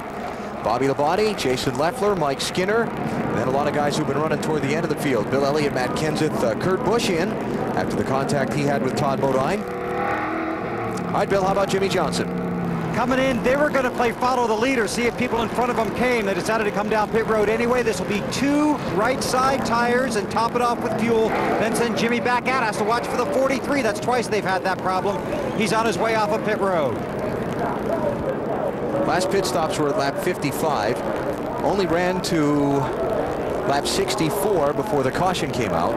Well, when you're in Jimmy Johnson's shoes, though, that's a good move. When you see all those guys in front of you not pit, and you're the first guy to pit, then you come back out with fresh stuff, and you get right back in the same spot you were. Then why wouldn't you take 4? I agree with you, Bill. I would have. Well, let's see. When did they come in for the last pit stop? At 55. At 55? 9 laps ago. Nah, then they did the right thing. Just take 2. All right, let's hear from one of the drivers just involved in the crash. Dave? Well, that is Todd Bodine, who took the biggest hit out there. Todd, first of all, are you okay? Yeah, I'm all right. Banged my knee a little, my ankle, but I'm all right. It's a shame. We got the car really good right there. It was a little too loose to run before, and just one of those racing deals. I just saw the replay, so I know exactly what happened. I turned down under Kenny, kind of pinched Kurt down a little bit. I didn't think we were that low on the track, but when I did, his car got loose, got up into mine, got me a little sideways, and I probably would have been all right at that point, but when I had to move up the track to save it, Kenny was outside of me, caught the right rear quarter panel, and turned me right in the wall. You know, I kind of got a little mad at Kurt there, and after seeing the replay, I got to apologize a little bit because it wasn't his fault. He got a little loose. That's what happens with these cars. They're so aerodynamic sensitive that when somebody gets you down tight like that, it takes the air off your car. And just one of those racing deals. It's a shame. The National Guard Ford was doing good. We'd struggled all weekend. Gary had made some adjustments right there and got the car really good. I was really pleased with it. And I turned down under Kenny. Is just trying to work the traffic, you know, take my time, and just things happen. Me and Kurt were moving up together, but I want to thank all the National Guard people and the employers and everybody, so thanks. Best news is he's okay, Alan. All right, so we continue under caution, and the cleanup works out on the back straightaway. Our Walmart race fact: drivers leading the most laps have won only 4 of the last 17 Michigan NASCAR Winston Cup races. Don't go away. Just because somebody dominates here, that doesn't mean they're going to win. Fields in turn 3 coming to the restart. While you see them take the restart, we want to hear from the other driver involved in the crash a moment ago. Dave's with him. That is Kenny Wallace, Alan. He walked out of the care center under his own power. Kenny, tell us what happened and how you are.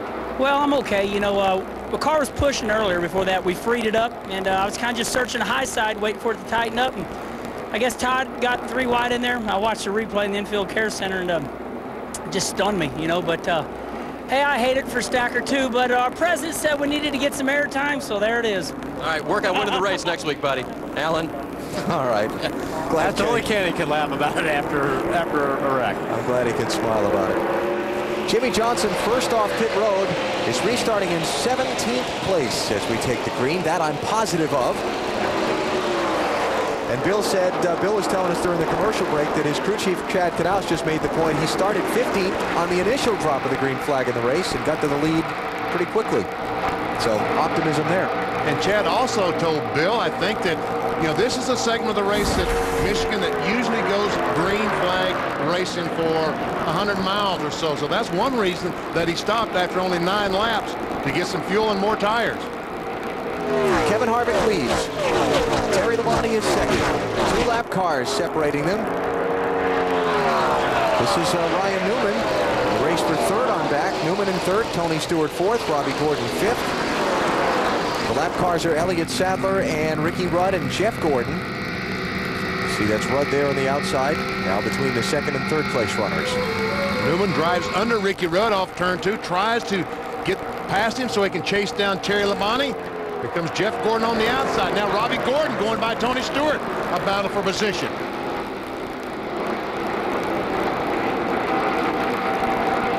Yeah, I'm thinking last restart, we saw Stewart struggle for a couple laps and then get going. Yep. So maybe that's just something with the way his car is set up where he needs a couple laps to get going. You're all over it, Alan. That's just what they told me. It said it's not going to be as bad as it was before, but it's still not as good as you would like on the restart. Well, you have, like, a lot of these guys are having to start their cars out so loose because the track gets so tight. And that's a lot of it right there. A lot of guys are just loose right now. 21 car coming off of turn 2 a lap ago, I saw him get loose. How about that 8 car? Dale Earnhardt Jr. He was as low as 39th earlier in the race. Dropped like a stone when this thing started from 19th starting spot. He's back up to 7th. Look at that climb. How about it, Bill? Well, just outstanding the job they've done on pit road, making the changes. He told them last time Earnhardt Jr. did, the car is still pretty good. It's just a little tight off the turns. They made an air pressure adjustment and a wedge adjustment last time he was in, but the car has gotten tremendously better after falling, what'd you say, like a rock? Yeah, like a stone. Like a stone in a pond. Second place changing hands. Ryan Newman, the 12, goes by Terry Labonte, and the 5 takes it away. That's about a 2.25 behind the leader, Kevin Harvick. Running through a little trash there on the front straightaway. Stray hot dog wrappers or something. A big hot dog. It's a Benny-sized hot dog. There you go. Matt. Well, Benny, the 5-car, Terry Labonte. It has started out free on the last few runs, the beginning of a run, then it slowly starts to get tighter. Jim Long also told Terry under this caution, keep in mind, think about 2 things. Think about your race car on a short run, think about your race car on a long run. We probably only have 2 more stops to try to get you where you need to be, Marty. Just in front of him, Ryan Newman trying to run that low line. He shoots up a little bit in turn 4. He came on the radio about 20 laps ago and said, I do not like the way the engine feels right now. Now, he complained about the same problem in Pocono where they went on to win the race. His crew chief, Matt Boland, said, don't worry about it. It should be fine. But a lot of times these guys go for fuel mileage and these drivers don't like it because the engine doesn't feel the way they think it should feel. Matt Boland, his crew chief, grew up in Lansing, Michigan, up the road about 50, 60 miles. Oh, Ricky Craven in the wall. Oh, Casey Mears. Just gets touched in the left rear and turned that 41 car head on in the wall. Well, he almost had it cleared. That was more than a touch, wasn't it? Here comes Elliott Sadler to get a lap back. Does it? He did it, yep. Gentlemanly Kevin Harvick. So Ricky Craven getting up into the marbles and into the turn 2 wall, and then Casey Mears trying to take the high line around the crash, and there just wasn't a big enough gap. You know, just the lap before I saw Ricky in 3 and 4, and he was right up against that wall. I don't know if that was a line he was running or if he was having a problem. But Craven's always up there in the high line. He's like Michael Waltrip, so it's a good bet it was. But look at where Casey. Straight for the garage if you're still under power when you get back here, okay? I'm sure we got some dip that pretty good there. I said something about a touch. We touched Casey Mears. That was more than a touch. All right, let's take a look at what happened to Ricky Craven and Casey Mears. You see Ricky up in the high line. Looks like he may have just got a little bit too high. Bounced off the wall, got the marbles there is what it looked like. Jumped the cushion. A dirt track phrase. Just couldn't hold on to it. Then he kind of coming off the wall. Then he turned back. Oh, man. And launched that 41 car, didn't it? Yeah. Watch him launch that 41 right into the wall. See that right front. Bang. The right front wheel was turned to the right, so it looked like he may have bent something in the steering. And that's why he was going back up the racetrack. We got trouble at the entrance to pit road. Rusty Wallace and Dale Earnhardt Jr. just tangled coming onto the pit stops. Look at the damage to Junior's car. That's a lot of damage. Knocked the left front fender in. Man, watch this. They're trying to come to pit road. Ryan Newman fakes. Harvick's coming in. Rusty decides to go back out. But Junior's there. That's unbelievable. That is unbelievable. What a mess. All right, Bill. Well, you can imagine the conversation on the radio after that. Nobody very happy. Junior's on pit road. They go to the right side first. They're going to put the tires on. Then they'll have to come around to the left side. They're calling for hammers. They'll have to bang that sheet metal out around the left front, work on the lower front portion of the grill. They have to lift the car up to slide the jack underneath it because the tires are flat. They get it up, get the jack underneath. They got a lot of work ahead of them. They were running so well. In fact, Dale Earnhardt Jr. was joking with his crew that he was upset that they didn't let him pit last time. Now he's on pit road with big time problems here in Michigan. They want a bigger hammer, BP. That's never good. Oh, no. Yeah, I think they want to go down to the 2 pit with that hammer. So after the charge through the field from 39th up into the top 10, Junior's got a messed up race car. Here's his onboard view of this. Got to do what? Get out. Oh, man, I'd be hot. No turn signals on these cars. No, the blinker wasn't working. Matt, why did Rusty all of a sudden decide to go back on the track? Well, Benny, the original game plan, they were just going to do a gas and go, no tires. When crew chief Billy Wilburn saw that the 12, their teammate Ryan Newman, was staying out, he called no pit, no pit, no pit, but it was too late. And that's when the contact was made. There's a lot of ways to lose one of these races. That's one of them. That's one of them. Hey, we told you at the beginning, watch out for trouble on pit road. And that will affect the handling of Rusty's car quite a bit there as well. It doesn't. 8 car's got a lot of damage on the left front, which probably would be worse in his case. Matt, what's going on down there at 2 car? Well, they're looking at the fender damage to the 2 car Rusty Wallace. You can see Robbie Fuller and the guys working on that right rear. They're loosening the lugs on the left side to try to cut down on the time, so when Robbie comes back around, you can see them, though, beating on the damage to that right rear quarter panel on the Blue Deuce. Tough break for Rusty Wallace. Matt, I just hope they remember they have the lug nuts off the left side. If the pace car starts coming, they might let the car down and shoot back on the racetrack. Remember, guys, the lug nuts are off the left side. Put the tire on and get the left side changed so we don't get across the pit. Just make sure there's nothing rubbing. Let's You go. heard Billy Wilburn remind his team the left side lugs are loose. They're going to change those tires if they have time. They are going to try to get those left sides done on this stop. Yeah, they got plenty of time. All right, so a couple of guys running in the top 10 get tangled up. One trying to get to pit road, one trying not to. Meantime, Ryan Newman did not pit under this caution. Jimmy Johnson is second. Remember, Johnson stopped last yellow. Newman didn't. Wonder what Matt Borland and the 12 team are thinking right now.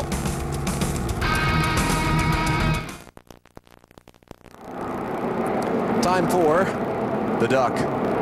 Our Aflac NASCAR Winston Cup trivia question as we come back to Michigan.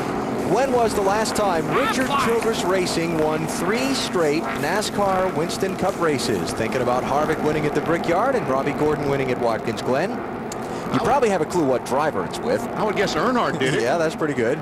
But when? I don't remember. How about 1987? Dale won 11 races that season on the way to his 3rd of 7 Winston Cup championships. He started that year by winning 6 of the first 8 races. 87, I'm sorry. All right, let's take a look here on this pit entrance deal again. Right here's Ryan Newman. Here's Earnhardt, and here's Rusty Wallace. Now Newman decides he's going to stay out. Earnhardt's jamming. He's trying to get as many positions as he can getting in. Rusty says, I'm going back out. And it looked like Junior saw him just at the last second, but unable to dodge the 2 car. Ryan Newman's the leader. Jimmy Johnson is second. Ward Burton third. Green flag. Jason Leffler fourth. Sterling Marlin fifth, followed by Mike Skinner, Matt Kenseth, Kurt Busch, Ken Schrader, and Bill Elliott. Those are your top 10. First guy off of pit road of those that stopped this last time, Kevin Harvick. He's back in 15th place. And Dale Earnhardt Jr. lost a lap on the pit road, getting repairs made. He is now in 37th place, 1 lap down. Rusty Wallace on the lead lap, 33rd place. In the 48 car, Johnson has better tires than Ryan Newman. And he's got 2 right side tires that are 9 laps fresher. But here's the thing I'm thinking about Newman, BP and Wally. He stopped at lap 55, didn't stop at 68 when Jimmy Johnson and the others did, and then didn't stop again at 78 when Harvick and the other guys he was racing with did. Well, I can't understand that myself. No.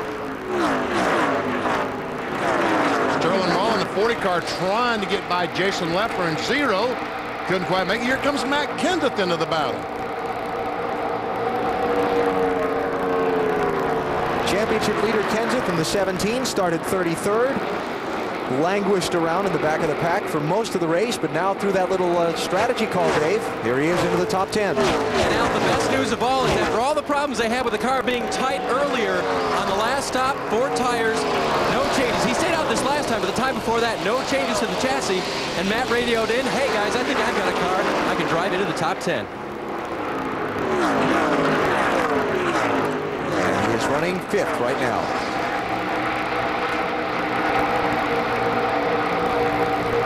As we watch this, Kevin LePage, who had a great qualifying run, just made an unscheduled stop, changing left side tires. I saw a car smoking down in turn 1. I assume that was him with a flat tire. Yeah, if they're going just for lefts, then they must have had one down. Look at this. Jimmy Spencer digging on the bottom. Oh, how did he squeeze he's up in front of Robbie Gordon in that 31 car. Well, Robbie Gordon's all over him, too. I don't think he liked that too much. Do you? Nope. Don't believe he did. So Robbie's saying, why you? Now he's got to catch him to let him really know how much he disliked it. A couple other things while we're watching this. Jamie McMurray is back on the track. Remember, he was involved in an accident at lap 17 when he had a right front tire go flat into turn 3 and hit the wall. He's in 43rd place, 53 laps down to the race leader. Derek Cope is behind the wall. Larry Foyt has gone behind the wall. And Spencer just blows by Joe Nemechek in the 25 car, puts himself in 17th position. How about this for 6th place? Jason Leffler just went by Matt Kenseth to pick up 5th. Here's Sterling Marlin by him to pick up 6th. And now Kevin Harvick pushing his way back to the front.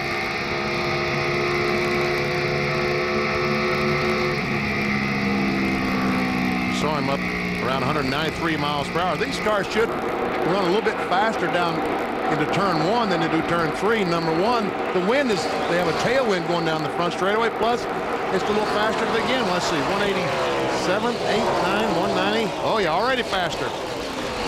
200 miles per hour. Or better. Or better. And these cars only have tachometers. The driver can only tell how many RPMs that he's turning. If they had speedometers, they'd probably park. Didn't see that brake light come on. Got a good handling car. You don't have to use the brakes here in Michigan to set the front of the nose. 4th, check that 5th and 6th place here. Sterling Marlin taking 5th away from Jason Leffler in the 0. And Harvick going to have that upper lane diving into turn 1. Yeah, and he'll also have the advantage of Sterling Marlin at drop off, getting off of turn 2. That'll help him pull in front of the 0 car, Jason Leffler. Hey, Alan. Go ahead. Hey, I just want to throw something in here real quick. The 8 off the pace. Going back to that incident with Rusty Wallace, Jr. was not supposed to pit. Caution is coming out. Jr. wanted to pit. They told him, no, stay out, stay out. So it might not all be on Rusty here. Oh, okay. Well, there's pieces of debris from Junior's car down this front straightaway, and so the caution's going to come out for that. That's going to be the 5th yellow of the race. Look at, we saw yesterday with the 19 car of Jeremy Mayfield how much damage the tire did to the right rear quarter panel. Well, look at the damage that he did to the front on the 8 car. And again, championship contenders in trouble except for Matt Kenseth. I've got to disagree with Bill on that one. If somebody runs into you trying to get back on the racetrack, so if you it's not your fault. If you were writing the ticket here, you're writing it to Rusty. Darn right I am.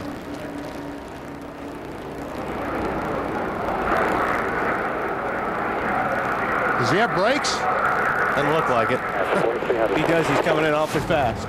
Now he's going to have to start at the tail end of the longest line. Yeah. Would be the penalty for that. Look at that. Well, blew in the right spot. Coming off the corner instead of going in. NASCAR delivering an admonishment to Dale Jr.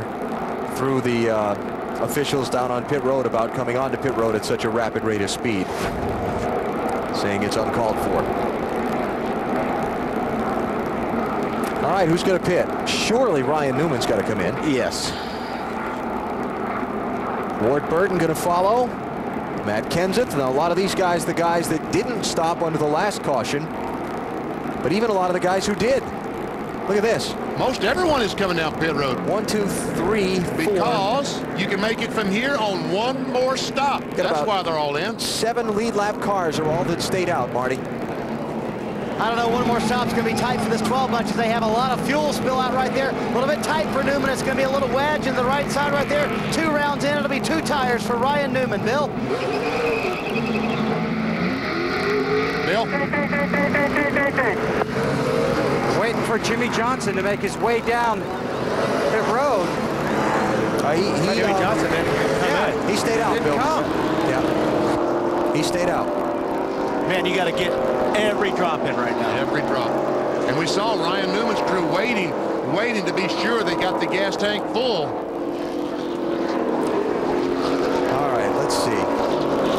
7 cars on the lead lap who stayed out. Jimmy Johnson's the first of them. He's going to take the lead. We'll gather it all up and lay it all out for you when we come back to Michigan. You're watching NASCAR on TNT. Frank, you said they might. How about an update on the McDonald's Powerade drive-through pit crew competition? Elliott Sadler's team will spend the least amount of time on pit road at Watkins Glen among participating teams. 20 grand to them. Michael Waltrip's crew leading the season-long standings for the $200,000 top prize in the McDonald's drive-through pit crew championship, fueled by Powerade. Wally, we are setting ourselves up for another fuel run. You notice that? Way. Seems that way. Some can, some can't right now. Got the jet blowers out on the track now trying to clean all that debris up from Dale Jr.'s car. So let's take the opportunity to squeeze in another break here. We'll come back and set the picture for you for the restart in a minute. Jimmy Johnson leads. You're watching NASCAR on TNT.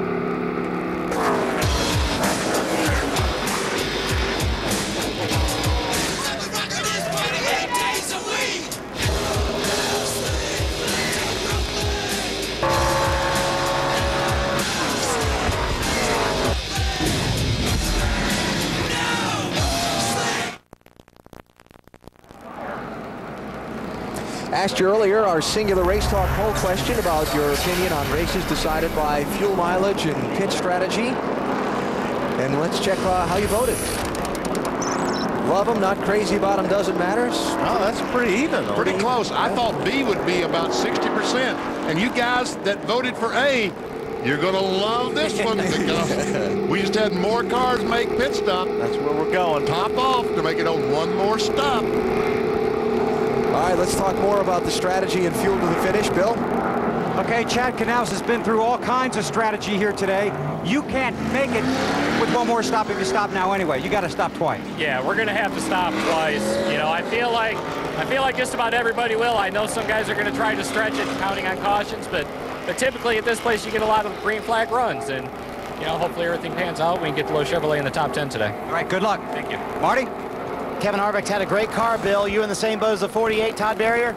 Well, we're, you know, we had kind of have to stretch it here a few more laps to make it on one more stop. So we feel like this last caution wasn't going to play any effect in it. We're still going to have to stop 2 times to this point. So we'll have to see how it plays out. Seems like we're getting a caution every 15 laps or so, so we'll just come in on the next cycle of things. Teammate Robbie Gordon, though, in 10th, can make it on one more stop. Alan? Coming to the restart.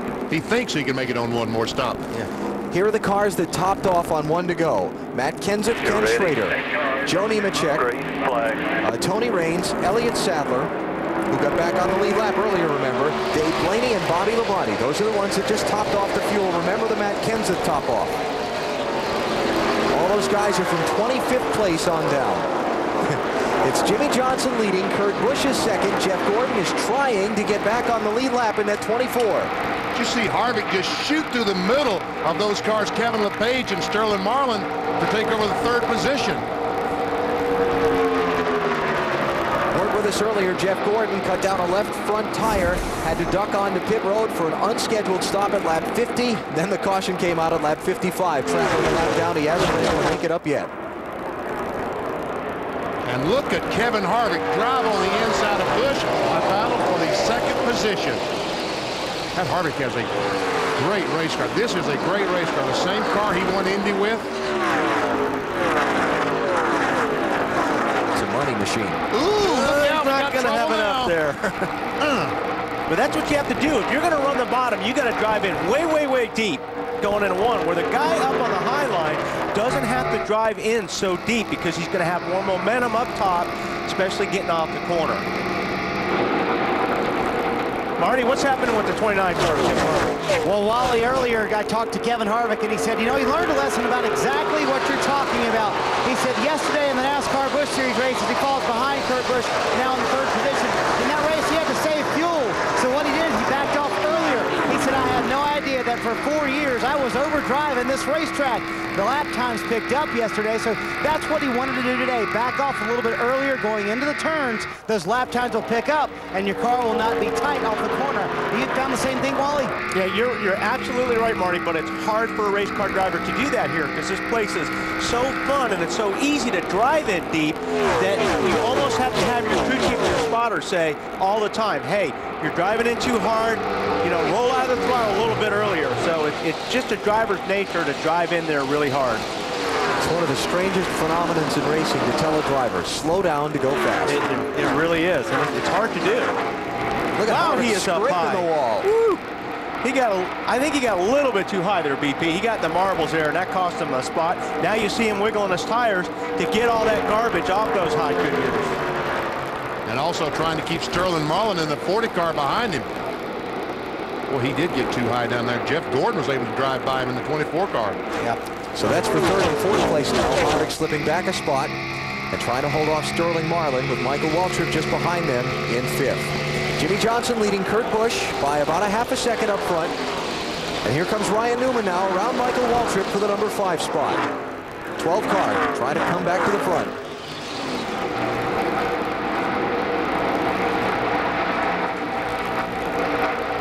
You know, Kurt Busch won here back in June in the last race at this track. Didn't lead until lap 177 of 200. Here we are just at the halfway point of the race, and he's up to second. Farthest to the front he's been all day. Evidently, they've been making some adjustments to these cars because we heard him say on the radio that it's so tight off the corner he couldn't stand it. Obviously, Jimmy Finning, the crew, made some good changes for him. Marty? 2 things we told you earlier, BP. Remember here in June as he looks underneath Jimmy Johnson trying to get that lead. In June, they worked on that car, just like you talked about, making it better throughout the day. The second thing, Jimmy Finning said we have a lot of adjustability in the car. And now, here's what Kurt has to say about that ride. Seems like we found a whole new car once we got the air to push down on this thing. It's junk back there. I can't do a thing with it. It won't turn, it won't stick. Out here, I got more racetrack than I need. and that's where these cars have gone. It's gone to these cars are so dependent on aerodynamics now. You've got to run these cars really soft spring-wise so you can go through the air and that air push down that car, push down those Goodyear tires into the asphalt. And if you get around another car, BP, when they steal your air, it takes the stick away from the tires. That's right, because these tires are very, very hard. They slide across the racetrack. If you have that full air complement pushing down on the car, it makes the tires stick a great deal better. So where we're at in this stretch of the race is this. If we've had a lot of cautions for a Michigan race, we've had a lot of cautions. The record for the most in a Winston Cup race here is 8. We've already had 5. But we're set for that point in one of these races where we get a long green flag run. It just can happen at any moment here at Michigan. If we get the long green flag run, you got a handful of guys who topped off the fuel on 1 to go that are now only looking to go 106 laps on 1 more stop. A much more reasonable number. Yes. They are Matt Kenseth among them, the championship leader. Now this 48 car last pitted with 132 laps to go, Bill. And they might have their work cut out for them, but Jimmy Johnson gets excellent gas mileage. On the Discover Card Countdown to Green, we talked about fuel mileage. The engine builders all say, hey, it's up to the driver. The drivers all say, hey, it's up to the engine builder. Well, Randy Norton, who heads up the engine department at Hendrick Motorsports, told me they went to Loudon, New Hampshire and tested with Jeff Gordon and Jimmy Johnson. Gordon ran his carburetor and Johnson's carburetor, and Jimmy did the same. While they won't tell you what the exact differences, they will say that Jeff ran the car out of fuel. Jimmy was able to save a significant amount of fuel. So sometimes it is the driver rolling in, rolling off the throttle, saving valuable fuel. And Johnson does it well. Sorry, Wally. No, I agree with you, Bill. And there's a lot of things, you know, at a place like this, you can do that. Another thing is left foot, right foot braking. Guys that, you know, I'm a left foot braker, a lot of guys left foot brake. And what you do is you always have your foot on that brake and you're always almost on the gas all the time, BP. So you use gas more than the guys that were right foot. That's right, because they pass each other. As you go down on the brake, you're coming off the throttle and they pass each other, and that takes extra able to do that. And with that also, the right foot breaker will take his foot all the way off the throttle. It will come completely off, where a left foot breaker will always be laying on that throttle, even though he's on Caution is out. Rusty Wallace. And this looks exactly like Ryan Newman's car in June. Except the flames not up inside the cockpit. Not as badly as they were. A lot of smoke in that car, though. Rusty wants out. He's got that net down. Get out of this thing. I wonder if that fire extinguisher is going to go off here in the back. Doesn't look like it. I mean, that looks exactly like Ryan Newman's car burning in the rear of these cars. Well, that looks to me like he's got oil all up the back of the car that's burning on the outside. Inside. And we can't see if the extinguisher's gone off in the trunk or not. And that's what happened to Ryan Newman's car. He blew an engine here in June. Something went through the oil pan. Oil came out on the headers, set it on fire, and Rusty says, see ya.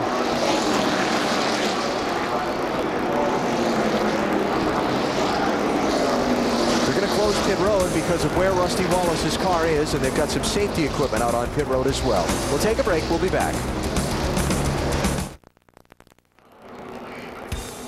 NASCAR Winston Cup Racing from Michigan International Speedway.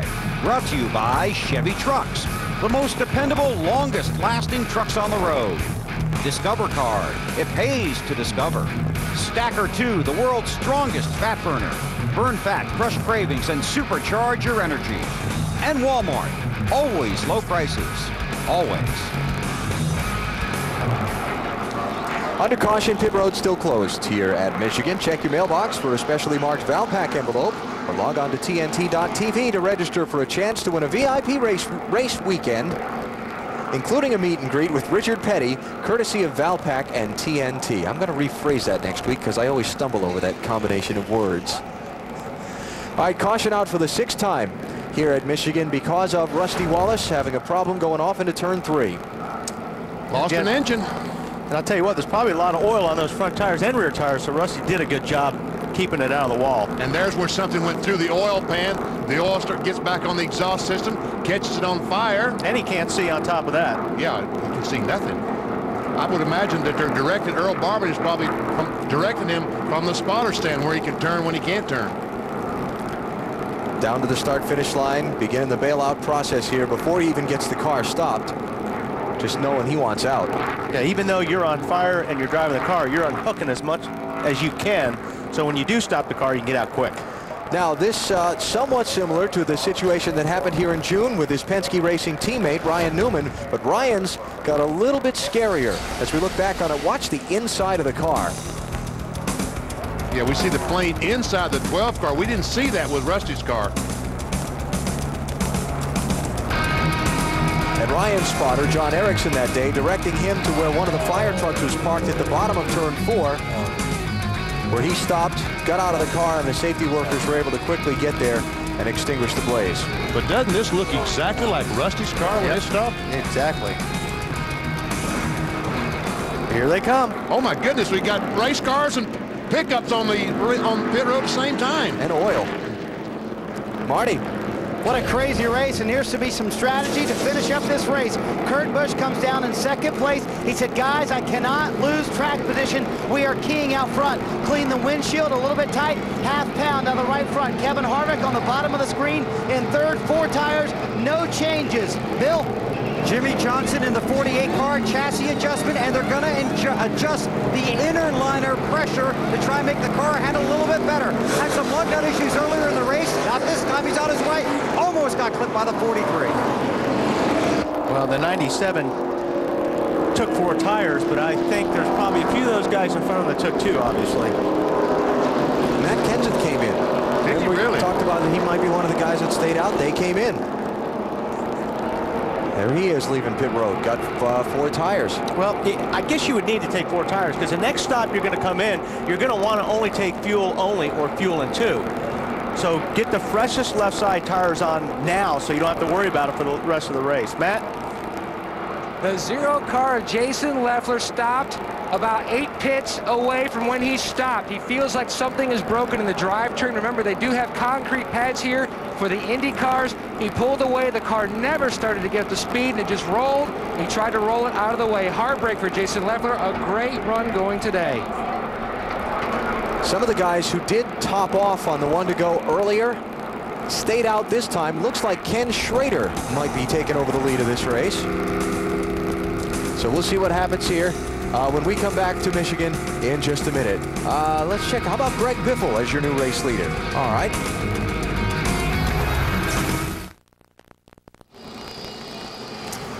Wrangler presents 5-star finishes, and we've had some dandies here at Michigan over the years, but I don't think anyone stands out in my mind more than this one.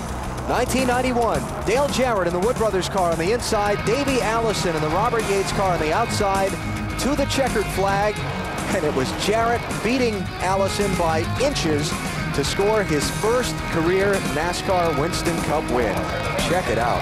What a finish. For more on Wrangler 5-star finishes, log on to NASCAR.com. All right, another big shuffle in pit strategy here. Before we set that up and get the restart, let's check back with Dave Burns. And Alan, Rusty Wallace has just walked from the Infield Care Center. Rusty, how are you, and what happened with your car? I'm fine. There's no problem. It's just I went into turn 3, and it's just the engine just blew on it. When it blew, it just it made a really weird sound, like it was just a real deep-throated sound, like it's sucking air in real bad. I never heard an engine sound like that before when it blew, but I didn't know if the smoke was going to come out or if it was just I was going to coast in the pits and that was going to be it. And all of a sudden I saw the big fire out the back, and I said, oh, hell.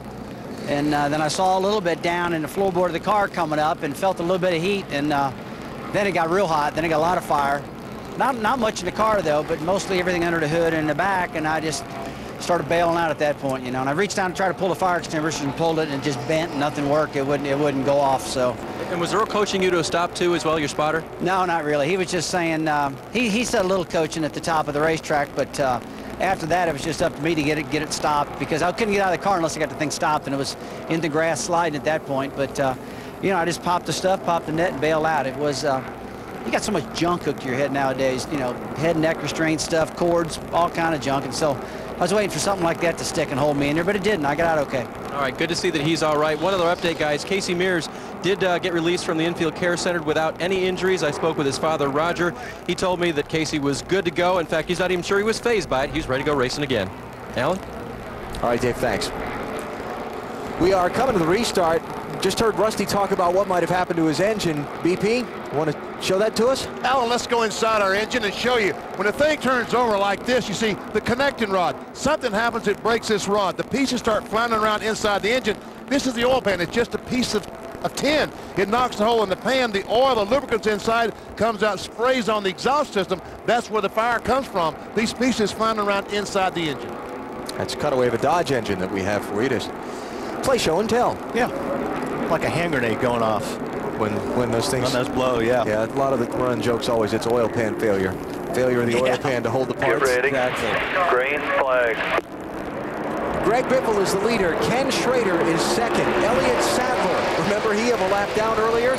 He's third. Jeff Green is fourth. Joe Nemechek is fifth. Those 5 cars did not stop on this caution. Ward Burton is running sixth. Fuel only for him. Wow. Jimmy Spencer is seventh. What was that? Jeff Gordon. I mean, he was on the apron getting under that car of Kevin LePage. And remember that Jeff Gordon's a lap down in 32nd place, trying to get back on the lead lap. 21 and 57, Ricky Rudd and Kevin LePage, also not on the lead lap. The race for second is behind them, 38 and 49, Schrader and Sadler. Oh, 3-4 wide off turn 4. Oh, yeah, 5 wide now, maybe. Jimmy Johnson on the inside of Jarrett. There's Kurt Busch trying to work his way back to the front, the 97 car. And he's on the apron of the racetrack as well, trying to get positions. I know it's a big, wide racetrack, but the way this looks, we may not be done with that caution flag. Well, one thing, too, when you're in the center, getting off of turn 2, if you're the guy in the middle, your car pushes really bad. I mean, it almost feels like somebody picks up the front of the car, and you just go flying up the racetrack, and if somebody's above you, you run into them. So it's real tough coming 3 wide off these corners. You know, this is a wreck trying to find a place to happen. That's what this is. 12 and 48, Ryan Newman and Jimmy Johnson. They've spent a lot of time up front here in recent laps. Marty? In that last caution, Alan, in a very curious and questioning voice and concerned voice, Ryan Newman came on the radio and said, Matt, to his crew chief, Matt Borland, are we running the same gear as Rusty? Matt came back on the radio and said, yes, we are. They are designed, these gears they have in these two Penske cars, to turn maximum RPM, not to get fuel mileage. So Ryan is a little concerned. Remember earlier he said his engine sounded funny, that the same thing might happen to his engine that happened to his teammates. Ryan running 5th right now, racing Ken Schrader in front of him in the 49 for 4th. 2nd place is what's at stake right now, though. Got Elliott Sadler trying to hang on to it, and Jimmy Johnson on the move in the 48 car. Moving around Jimmy Spencer for 3rd. Well, he's trying to move around Spencer. Here comes Jimmy back on the outside in that 7 car. Maintains that 3rd spot. Jimmy's trying to make up for last week. Look, he's trying to take 2nd spot. He's trying to make up for last week on the road course. Yeah. That's what he's doing. What's this, Jimmy? Oh, squeezes up right in front of Elliott Sadler. And if he hadn't, he probably would have lost 4 or 5 spots. If he had to keep that car down, all these guys lined up would have drove right by him. All right, Johnson's going to try Sadler. Cleanly by there. Yep. So that's for 3rd spot. And now Ryan Newman going to try Elliott for 4th. With Kevin Harvick right behind them.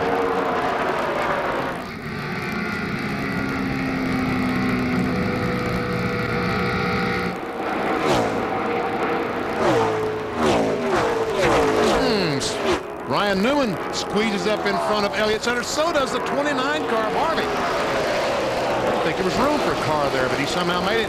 Johnson goes for 2nd spot. Spencer got Mongo going for a great ride today. That's the dog on the hood of his car. Affectionately called Mongo. Good job, Jimmy. You're the man, buddy. So Spencer back to 3rd as Jimmy Johnson goes by him. Remember, Spencer didn't pit on that last caution. Excuse me, Spencer got right side tires on that last caution. How about Spencer's day, Dave? Alan, earlier he had a bad vibration in the car. After they changed tires on a subsequent pit stop, that vibration went away, and Jimmy said the car did very good. Remember at Happy Hour Saturday, he talked to us about making long, wide corners here and how well you had to turn the car. Obviously, Jimmy's car is turning very well. Oh, Newman. Man, oh, man. And see, what happened there with Newman was he lost the air, not only off the nose of his car, but because Kevin Harvick, was on the tail, that thing slid up the track. Need a cough drop? Yes. Medic, yes, to the booth. We have a little box in front of us that has a switch on it that says cough. Wally's all over it right now.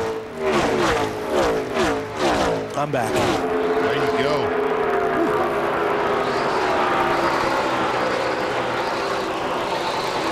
'57 car Kevin LePage is 32nd place, the 2nd car 1 lap down.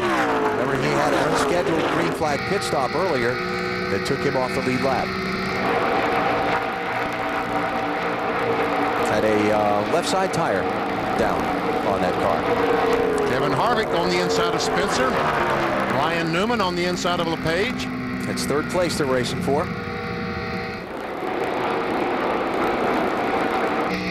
Barely inside of leader Greg Biffle while they've been doing all this dicing. He's gotten away.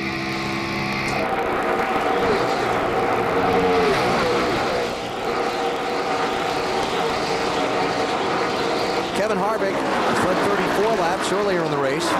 Got shuffled back in the pack with all this different pit stop schedules that have gone on. Now, see if the 12 car goes with 29, they'll get by the 7 car Jimmy Spencer because they're going to draft right on by him.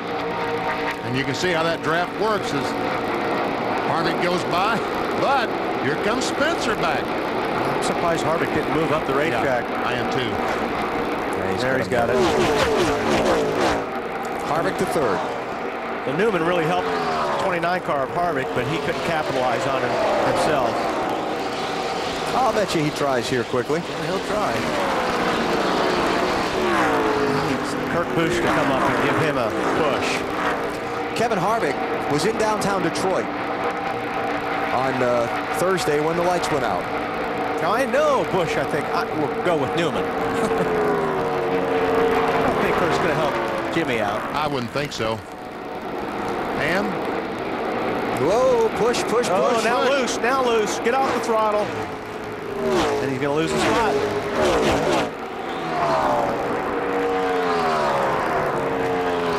oh, touch. Hit. Yeah, they don't forget, do they? Oh. Nobody does in this business.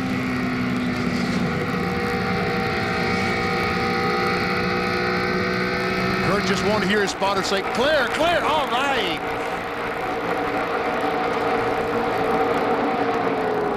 And now Newman to try again on Spencer. Newman keeps seeing people pass Spencer, and he can't get by. I think he's got him this time.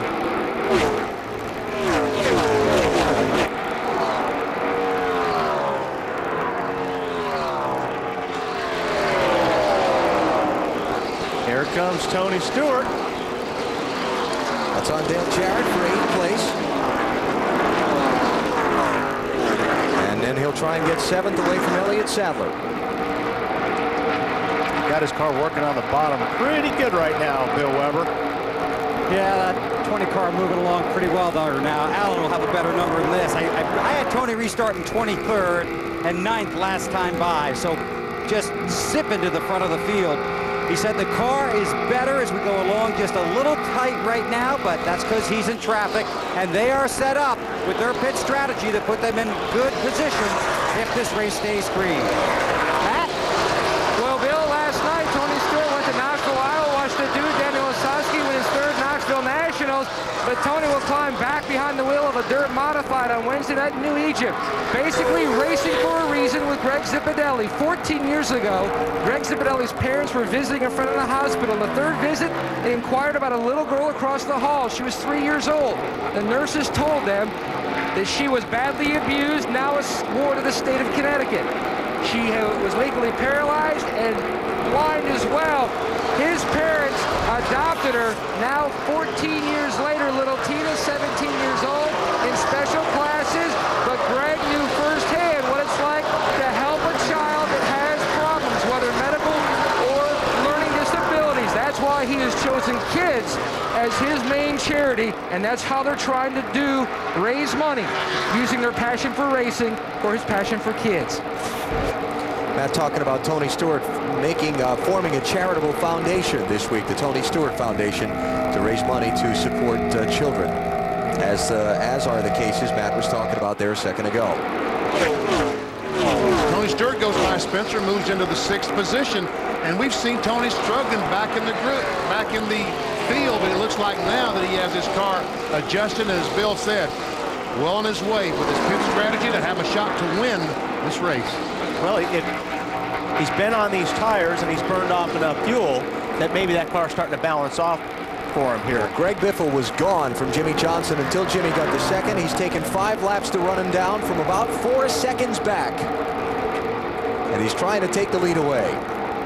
And looks like he's going to be able to do it off turn 4. Oh, yes. Yeah. Jimmy Johnson has led the most laps today. This will be the 3rd time he's out in front of the GFS Marketplace 400 at Michigan. And Alan, just so you know, Chad Knaus called him before the last restart. He said, Jimmy, just remember, big picture day. Nice big picture day would be a win, though Jimmy Johnson 4th in the NASCAR Winston Cup Championship standings.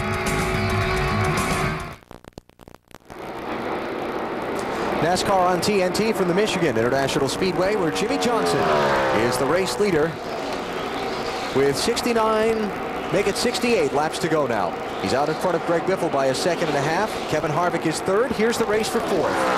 Tony Stewart, the 20 car, trying to take it away from Ryan Newman as well. Give Stewart number 4. Yep. Clear, clear, clear. Oh, that looks good. So Stewart trying to jump back up toward the front. After being trapped way back in traffic, you heard Bill Weber document earlier that Stewart started back in the mid-20s and has charged up into the top 10 and now into the top 5.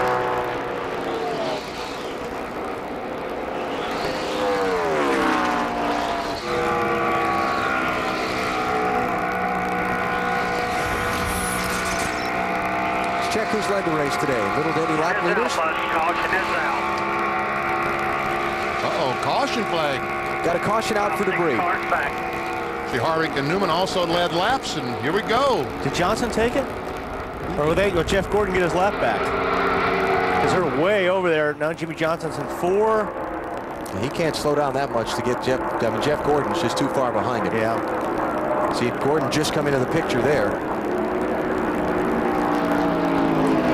Sorry, Jeff. Got to be closer.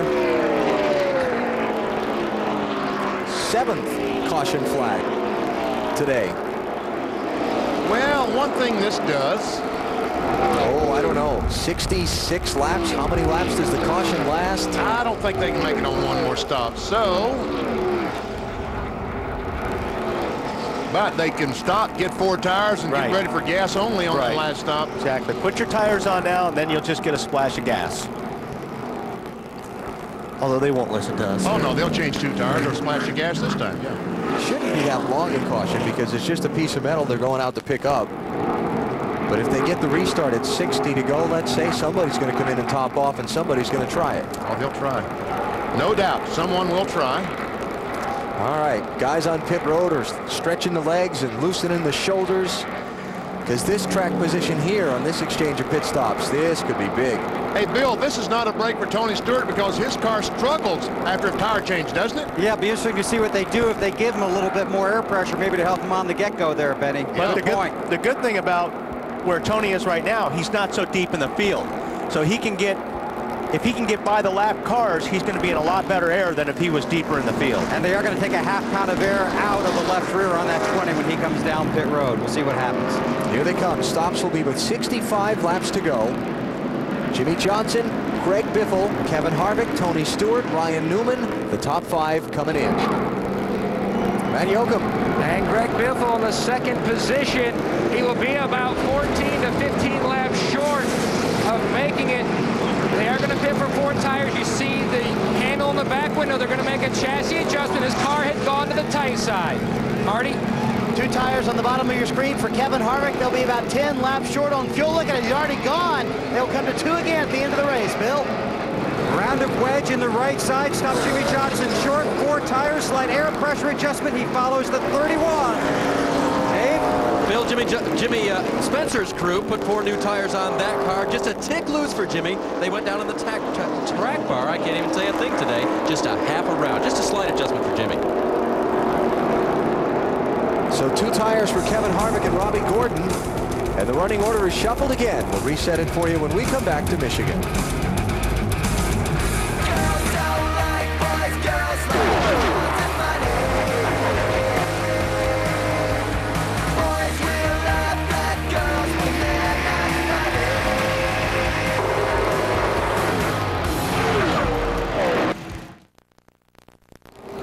Back here at the Michigan International Speedway as you're watching the NASCAR Winston Cup Series here on TNT. Jimmy Johnson's crew giving him 4 tires, getting him out behind a couple of guys that just took 2 tires each.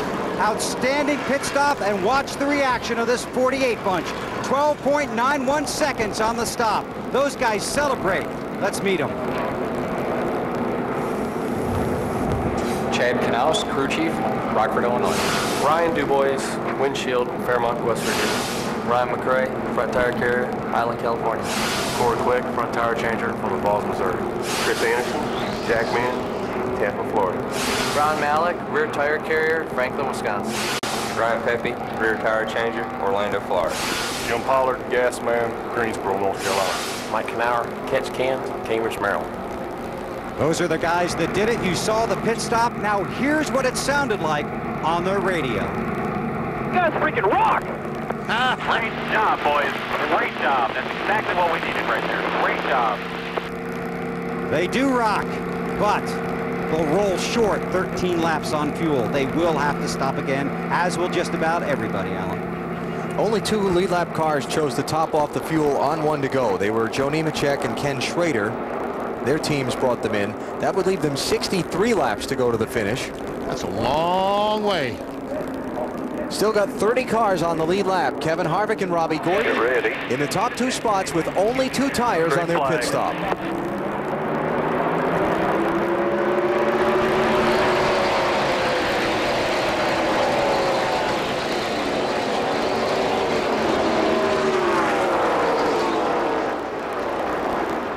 Robbie Gordon did not get an exceptional restart. Jeff Gordon pulled between himself and the leader, Kevin Harvick. Jeff Gordon not on the lead lap, back in 31st place. Here comes Spencer and Tony Stewart. Yeah, working some lap traffic there. That's Kevin LePage in the 57. 33rd place, 1 lap down. Jimmy Spencer's car looks really, really fast on the short runs, but second place here. Falls off on after about 10 or 15 laps. Jimmy Johnson, 4 tires on his stop. Robbie Gordon with just rights. Oh, cannot quite clear Robbie Gordon. So look at Gordon come back on the outside with that momentum that Wally's been talking about off the corner. And Greg Biffle lurking behind him to see which lane opens up the fastest. Yeah, wherever he decides to go, that's going to help the guy he's in back of. Here comes Ryan Newman. Boy, he had a steam there, getting off of 4. Pulls down below.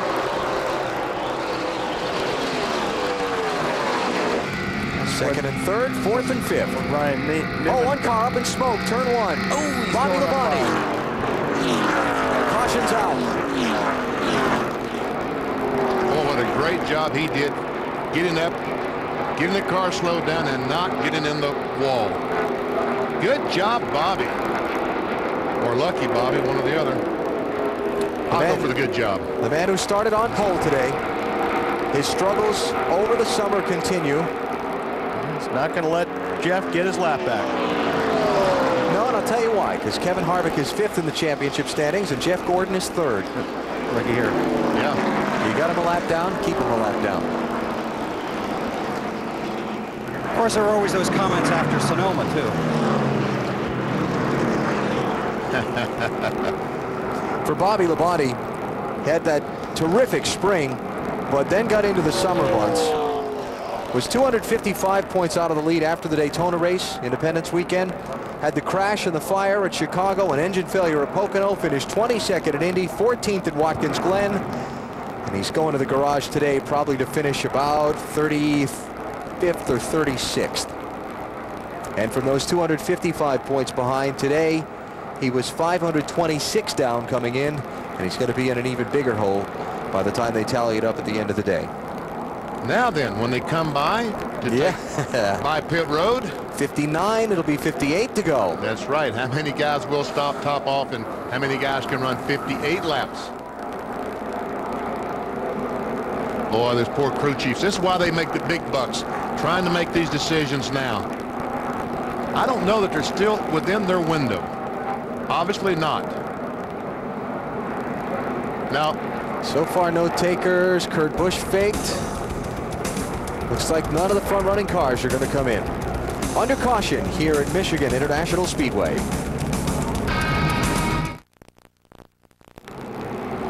TNT Sports live at Michigan International Speedway. It's the GFS Marketplace 400. That's a Michigan area food wholesaler and retailer. And boy, did those Gordon folks bring by some great shrimp and steak down to the compound. Did you get some of those? Actually, I didn't. I missed out. You missed it. I regret. Championship today. It's been tough on some of the guys chasing Matt Kenseth. Lap 50, Jeff Gordon on pit road with an unscheduled stop. Had a tire going down. Look at it. And then the caution came out 5 laps later, trapped him a lap down. He's still stuck there. Lap 78, the second place man in the championship, Dale Jr. got tangled up with Rusty Wallace, tore up the left front fender on his car. He lost a lap on pit road getting repairs made. Junior's back in 33rd place. Meantime, Matt Kenseth not having an outstanding day by any means, but he's in 15th position on the racetrack and on the lead lap. And so we check the championship standings as things shake up at this moment in the race. There's Kenseth in 15th place. And the 258-point lead over Earnhardt Jr. would go to 312. And Jeff Gordon will lose 3rd place as they run now. And Kevin Harvick is only 13 points behind Gordon, so that was a very wise decision, not letting Gordon back in the lead lap. Our Napa field summary on the afternoon here in Michigan. A lot of caution flags, a lot more than normal for this race. We're working the 8th one now. 6 cars out of the race. Bobby Labonte, Rusty Wallace, Larry Foyt, Ricky Craven, Casey Mears, and Kenny Wallace. We'll also add Todd Bodine to that list now that Bobby Labonte has gone to the garage. And the leaders today, Jimmy Johnson, Kevin Harvick, and Ryan Newman have led most of the laps, plus Greg Biffle and Bobby Labonte for a chunk, but Bobby's in the garage now. And Alan, he's just stepped out of his transporter here. Bobby, what happened with the car? I mean, eerily similar to Pocono or nothing like that? I think it came out the same area. The oil pan wasn't strong enough. I think it came out the bottom end. But, you know, it started to give me a warning there about lap 2. It vibrated a lot after that. I mean, since then, I was surprised it made it that far. I guess they're pretty good. But we got going faster there and got caught up on our chassis. We were behind on it and just let go. We've had 5 good races in a row before. We had 5 bad ones now, so maybe we'll turn it around next weekend. All right, trying to find a balance there, Alan. Not good. Well, they had a vibration, so that normally leads to... There's usually a cause for the vibration. There's usually a bigger problem eventually. Yeah. Now, I expect we're going to see pit road pretty busy when they say you're coming to 1 to go. Right. NASCAR gives the command that you're coming to 1 to go in the fields in turn 3. When we hear that, we expect a lot of guys to duck onto pit road, but they've still got some of the big jet blowers out, clearing a lot of oil dry off this racing surface.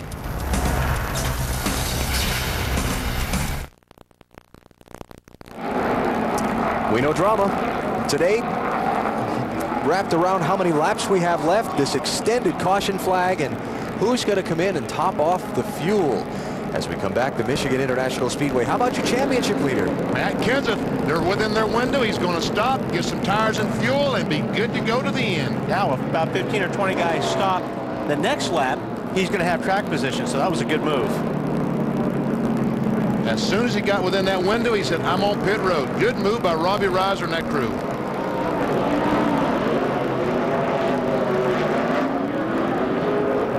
I don't know. I got that little vibration. I just don't know what it is. I mean, it feels like a tire, you know, like a little vibration down the straightaway, but I don't know what it is for sure.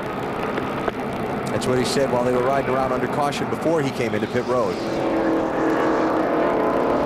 Dave, you got more on that? Well, just that, Alan, that they were a lot happier with the car than they were earlier in the day. I know that's obvious by the way the car was running, but the last time he came on pit road, he was just a little bit tight in the center, a little bit loose off, and they had taken on 4 and made a wedge adjustment. So they made a big adjustment then, not so much now, and the car has really come around to Matt. All right, still no 1 to go being given here, so the land rush is not on yet on the pit road. Marty? Alan, one of those guys that stayed out was Kurt Busch, and Kurt, of course, won here in June, and it was a big win for Kurt. In fact, he said it was the biggest win of his career. Now, why was it so big? It was the 100th anniversary for Ford, and Jack Roush also said this was one of the greatest wins of my career next to the first one that I got with Mark Martin. A big weekend for Ford here in June. Will it be a big weekend in August? If you haven't looked at Ford lately, look again. How about the second place car choosing to come in now? Robbie Gordon's in. Elliott Sadler, Michael Waltrip. Who's that behind him? Tony Raines coming in. And Ricky Rudd not on the lead lap. Last time Robbie Gordon was on pit road, he got just right side tires. Marty? And he wanted to come in the lap before, but Kevin Hamlin came on the radio and said, you're going to need a lunchbox with a thermos full of fuel if we're going to make it from here. So what they did is they waited one more time. Robbie said, if no one else comes down pit road, I want 4 tires. They think they can make it all the way, but they are on the very, very edge of their fuel window. Taking a little bit extra time to get everything in. That's right, because 53 laps right now to go when they throw the green. See these two right here, Johnny Benson and Joe Nemechek? This is like the 4th lap they've come in and topped off the fuel. Every time they come back around under caution, they're coming back in and topping off the fuel tank. That's because the leaders haven't stopped yet. Now, as soon as all that group of cars are leading stop, they'll stay on the racetrack. All right, here's the 1 to go signal. It's just gone out. The teams have just gotten the word from NASCAR Race Control over the race communication channel that when they come to the start-finish line, they'll get the 1 to go signal. So when they come to the opening of pit road here, you're going to see a lot of people coming. But some guys probably still can't make it because when they throw the green, they've still got to run 51. About 51 laps. So it's going to put a lot of guys really, really in tough shape. Oh, boy. Who comes in? Who stays out? What do they do when they're in? But they've all got to try, don't they, Wally? Don't they all have to pit now? I would. I mean, you're right, BP. You have to. And we're gamble. Here comes the leader. We're thinking we're seeing just a lot of fuel top-offs here, right? Oh, some guys stay out. Spencer stayed out. Kurt Busch, Dale Jarrett, Sterling Marlin, all stayed out here. Kevin Harvick, Jimmy Johnson, Greg Biffle, Ryan Newman, Tony Stewart among those who are coming in. How about the leader? Yeah, how about the leader making the dive to pit road? Kevin came on the radio, said, I think tires will make a difference. Can we take off left sides? They said that did not work for Robbie Gordon earlier, so it'll be right side tires, no changes, full of fuel. Bill? The 48 of Jimmy Johnson on pit road, right on the edge of their fuel window. Chassis adjustment, 4 tires, top it off with fuel. He will be deep in the field trying to work his way back to the front. Tony Stewart was also on pit road. That was gas and a chassis adjustment for the 20. Okay, so a lot of those guys took fuel only that I was watching. Yeah, Biffle in the 16 car was fuel only. Skinner looked like he took fuel only. Okay, that I saw on that last set, everybody got just fuel except Harvick and Jimmy Johnson, who took 4 tires. So they gave up the position. I mean, they were in front of Ryan Newman and Tony Stewart and all those guys. Now they're behind them, but they've got fresher tires. Okay. Watch this as they came off pit road. And then they had to stop because the paddle man was down there. What, now, who wins this? Ooh. Wow, I can give that to Johnson. Yeah. By about an inch or 2. And they're still having that discussion. Yeah, they're still trying to figure that out. And NASCAR has just relayed the ruling to the teams, 48, then 29. Bristol next week. A lot of action Saturday night here on TNT, starting at 7 Eastern time. But right now we're coming to the restart, and the field is jumbled up big. 8 caution flags will probably be about half the caution flags we see at Bristol next week. Here we go. Jeff Gordon, tail end of the lead lap, in front of Jimmy Spencer, who's the leader. Kurt Busch second, Dale Jarrett third, Sterling Marlin fourth, Bill Elliott fifth, Jeremy Mayfield sixth, Christian Fittipaldi seventh. Then the first of the guys who came in and topped off the fuel, Mark Martin, back in 8th place. Ken Schrader in 9th, Steve Park in 10th. Matt Kenseth is 13th. And then you get all the way back to Ryan Newman in 21st, and Jimmy Johnson and Kevin Harvick in 27th and 28th. Look at Spencer just blow by Jeff. Well, I thought he was going by Gordon. Here comes Kurt Busch right up on the back bumper of Jimmy Spencer. Spencer gets loose. Wow. That's arrow loose. It's at its best. The leader. Kurt Busch out in front.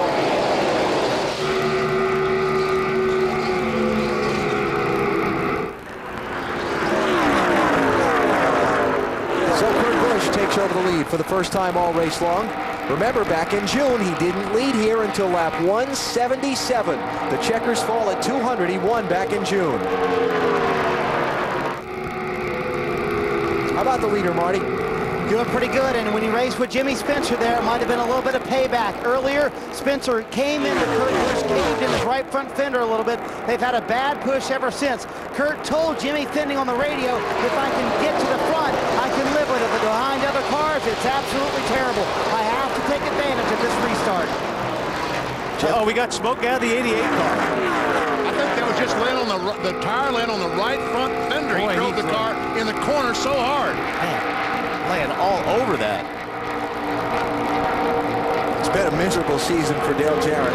Yeah, he's won a race back early in the season, but it's been a miserable summer for DJ. Oh, Kurt Busch. And that's what they talk about under these cars. And here comes DJ for the lead in that 88 car.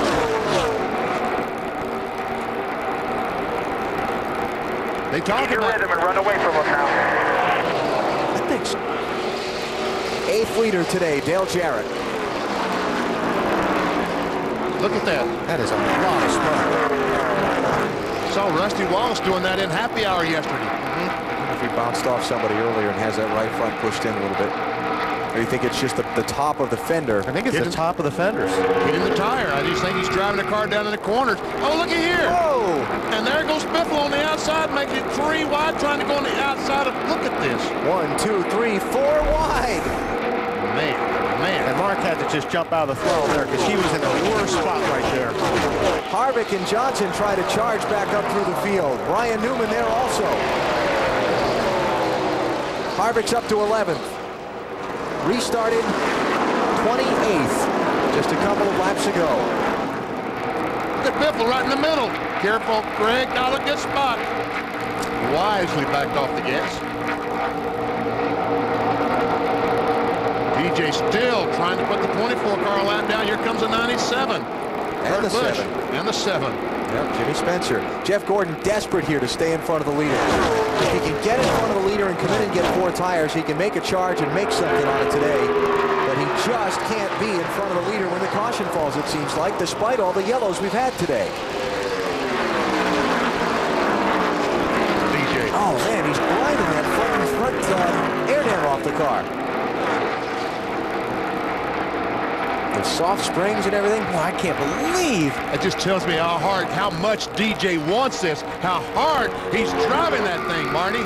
Well, he wants to win, BP. It's been a while since DJ won. It was February at Rockingham. Sean Parker said the rub just now started. NASCAR did come and say, you need to check for smoke. Sean said, it's fine, don't worry about it. But remember, this 88 car does have to stop again. They are 10 laps short on fuel. That's heartbreaking. This is the first race Dale Jarrett has led since Talladega, the 8th race of the season. This is race 23. Oh, look at that run that Kurt Busch has coming off the corner. Behind him, Jimmy Spencer, Sterling Marlin. Jeff Gordon is not laying down on this deal. He's trying as best he can. It's Bill Elliott creeping into the picture at the front of the race. Haven't talked about him all day. He's kind of been mired in the middle of the pack. I think that's another car that's probably going to have to make a pit stop before this thing is over. Dale Jarrett last stopped at lap 135, so 65 to go. That's why he's going to come out so much short. That tire rub's not getting any better, is it? Oh, here we go. Busch on the outside for the lead. Got him. Kurt Busch back out in front.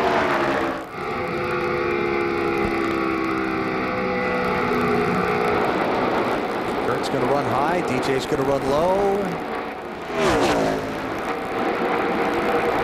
DJ's car doesn't smoke like that. Do not worry about fuel. Do not worry about any fuel. All right. It was Jimmy Finning, wasn't it? That was Dale Jarrett's radio show. Dale Jarrett's radio.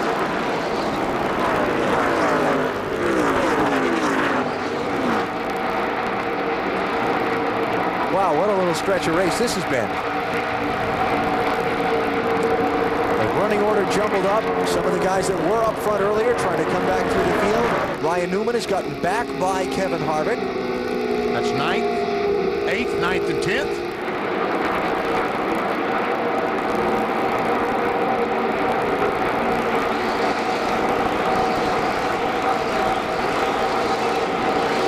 Kevin Harvick up by Robbie Gordon there. Yep. Remember that on that last pit stop, Harvick took 4 tires. Ryan Newman didn't. Harvick has put a couple people between himself and Jimmy Johnson, so Jimmy not able to keep up with Kevin here as they slice their way through traffic. Robbie Gordon, Greg Biffle, and Steve Park, 31, 16, and 30 racing for position there. That's 10th, 11th, and 12th. Biffle's done a nice job today. He's a very good race car today.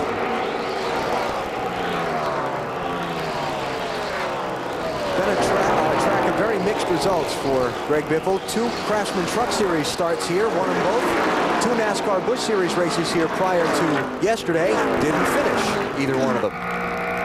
He could just come up. He gets clear Robbie Gordon. He'd be okay. Oh!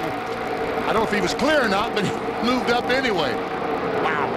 Here Robbie's going to give him a little bump for that. Whoa, yeah. Look out. Oh, he did give him a bump. Got him sideways, getting in turn 3. This ain't over yet. NASCAR race director David Hoots saying, calm the 31 driver down, please. Here comes Jimmy Johnson, that 48 car, the Lowe's car.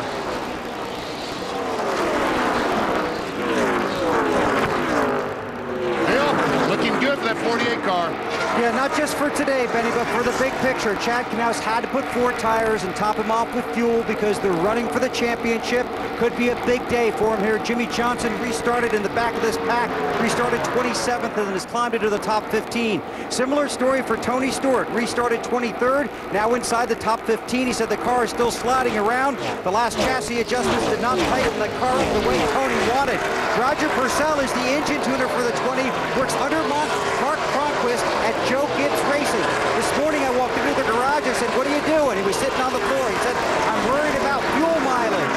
They think they can make it now. I asked him, can you make it? He said, we'll run out taking the checkers. But they are also concerned because the 18 car, their teammate, Bobby Labonte, did not finish this race, engine failure. So Tony Stewart running right now in 12th position, racing for that spot there with Steve Park in the 30, although Tony just went by Steve to pick up the spot. Home Depot's car still down on the racetrack. I would imagine he'll be there when they throw the checkered flag today because Tony Stewart, that's his MO at these racetracks. He just runs on the bottom of the track. Ryan Newman trying to take 6th place from Michael Waltrip. Newman's smoking. I mean, I don't mean literally smoking. I mean, he's fast, trying to come up through the pack. This is Kevin Harvick's view. Now Harvick racing for 7th spot with Mikey.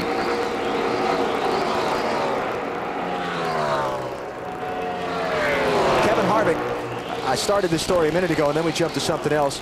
The big blackout that you've read so much about, many of you no doubt experienced and lived through, hit downtown Detroit in a big way on Thursday afternoon. Kevin Harvick was signing autographs at a Chevrolet dealership in downtown Detroit when the power went out on Thursday. Had a whole group of people there. He was there. So they decided to continue the autograph session, and they pulled up 5 Chevy cars in the showroom and turned on the headlights. And Harvick sat there by auto headlight and finished signing autographs for all his fans. Then he and his wife Delana jumped in the car and got out in all the heavy traffic and made their way back up toward the racetrack. He said it was a really odd experience, but all the fans were very appreciative, and he was glad to be able to sit there and do it for them. Did you see the 29 car and the 24 car? All the hand signals coming off turn 2 back there? Yeah, there were hands out the window. Yeah. I don't think they were happy hands. 3rd place here, Sterling Marlin on the move in the 40. Now he moved up the racetrack trying to get Jimmy off the throttle just a little bit so he could squeeze in front of him, and it worked. Yeah. Yeah, you drive up there right next to the guy, and if you have to wait just 1 little second longer to turn the car, sometimes your car pushes, and like you said, BPB, you got to get out of the throttle and got the spot. A great job today by that 40 team. Changed engine, started last in this race, and now they're up to 3rd. Kurt Busch is out in front, 35 laps to go here at Michigan. Still some fuel drama to be played out in this one, and we've had a lot of caution flags. Are we done with the yellow today?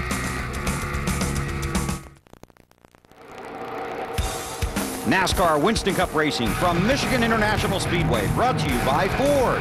If you haven't looked at Ford lately, look again. Sears Craftsman. Craftsman has the right tool for every project. America's #1 tool brand at America's best store. Craftsman at Sears. Visa, the official card of NASCAR. And Wrangler, real comfortable jeans. 340 miles are complete here in Michigan in the GFS Marketplace 400. Kurt Busch is the leader by 1.4 seconds over Dale Jarrett. Had a variety of pit stops and pit stop strategies today. We want to set the finish of the race up for you by going through the field. Let you know where everybody's at on their fuel strategy. Well, hang on here. Before we do that, Dale Jr.'s off the pace. You got a left front tire down, or? Looks like it. This is your 2nd place man in the championship.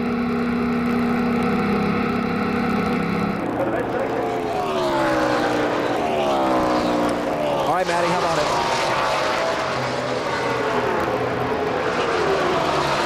Left front tire is flat. Yeah, they've had trouble with that ever since he was involved in that incident with Rusty Wallace. So on to pit road now, late in the race.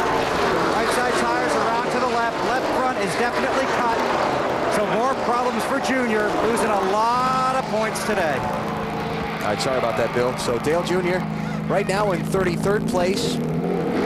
He's about 22 laps ahead of the next guy in line, who's Derek Cope, that spent time behind the wall, so he's not going to lose any positions here. But it's been a miserable day for Dale Jr. Okay, now, through the field, set up who can make it, who can't, as far as fuel and what the strategies are as we get into these final laps. We'll start with the leader, Kurt Busch, and Marty Snyder. Alan, first of all, a point of clarification. They did fix that fender damage we talked about earlier when they got into the 7 car. Kurt last pitted on lap 135. That would be 65 laps rather, to the end of the race. So of course they can't make it. But they can. They're going all the way. Jimmy Finning says we'll run out about the checkered flag. Behind him, Dale Jarrett on the track running very well. The car has been excellent for DJ. What a great thing it would be to have these guys finish in the top 5. But they are 10 laps short on fuel. They will have to stop again, Dave. Marty, the 40 car of Sterling Marlin will have to stop on or about lap 182. He cannot go all the way. Neither can the car directly behind him, Jimmy Spencer. They both pitted at the same time. Spencer's group can only get about 48 laps on fuel. And again, Jimmy Spencer can only go 48 laps on fuel, so they will have to come in and stop again. Matt? Bill Elliott has battled back into this race. A set of tires and a second stop didn't match up well with his chassis setup. He fell back, but he's running in the 5th position, looking for his 8th Michigan win. The problem, they are at least 10 laps shy of making out fuel, Marty. And Matty, it's the same thing for Ryan Newman. Such a fast race car right now. He said it's not bad right now, but I just feel like I've used up the tires. They are about 4 laps short on fuel. This car won Dover. It won Chicago. Most likely it will not win today. Right behind him, Kevin Harvick on the racetrack. Kevin has had one of the fastest cars all day long. They can go all the way on fuel. The 4 tires are working, even though Jimmy Johnson trying to pass Harvick right now on that low line. 4 tires are working very well for Harvick. Wow, that was close, wasn't it, guys? Bill? Whoa. And it's still close. It sure is, Wally, isn't it? The 48 battling to get around the 29. From 27th to about 7th right now for Jimmy Johnson. In our fuel mileage piece on the countdown to green, Jeff Gordon said when your crew chief tells you you're going to be a half a lap short, you don't pay any attention. Chad Knaus just told Jimmy Johnson we are half a lap short. Matt? Running in 9th is Greg Biffle. Remember, they came back in, topped off. They just needed 3 gallons of fuel. So he is good to go. The problem, the car is a little free in turns 3 and 4. It's tight entering 1 and 2, trying for his season and career 2nd win. Bill? For Tony Stewart, it is 23rd to 10th here in the closing laps. If they do stop, he wants to make a chassis adjustment. But they still believe they have enough fuel to get to the finish, but probably not past the finish, Alan. There are your top 10. Kurt Busch leading by 2.2 seconds over Dale Jarrett. Now, the guys that stopped include Ryan Newman, Jimmy Johnson, and Kevin Harvick. They're 6th, 7th, and 8th. Everyone between Kurt Busch and Jimmy Johnson, we believe, are going to have to stop one more time and take on some more fuel sometime between now and the checkered flag. Jeff Gordon's in. Right side tires only. And he'll rejoin the chase. Still not able to get back on the lead lap. Tough championship day for the 24. Been going through the field. We showed you the top 10. How about 11th place Michael Waltrip? Another great run for this 15 bunch, AB, and right now the problem for Michael is that he's loose in. That is a problem because it really takes away the high line that Michael likes to run on the racetrack. He's still trying to do it, but it makes it a lot harder to do that. They can make it all the way on fuel.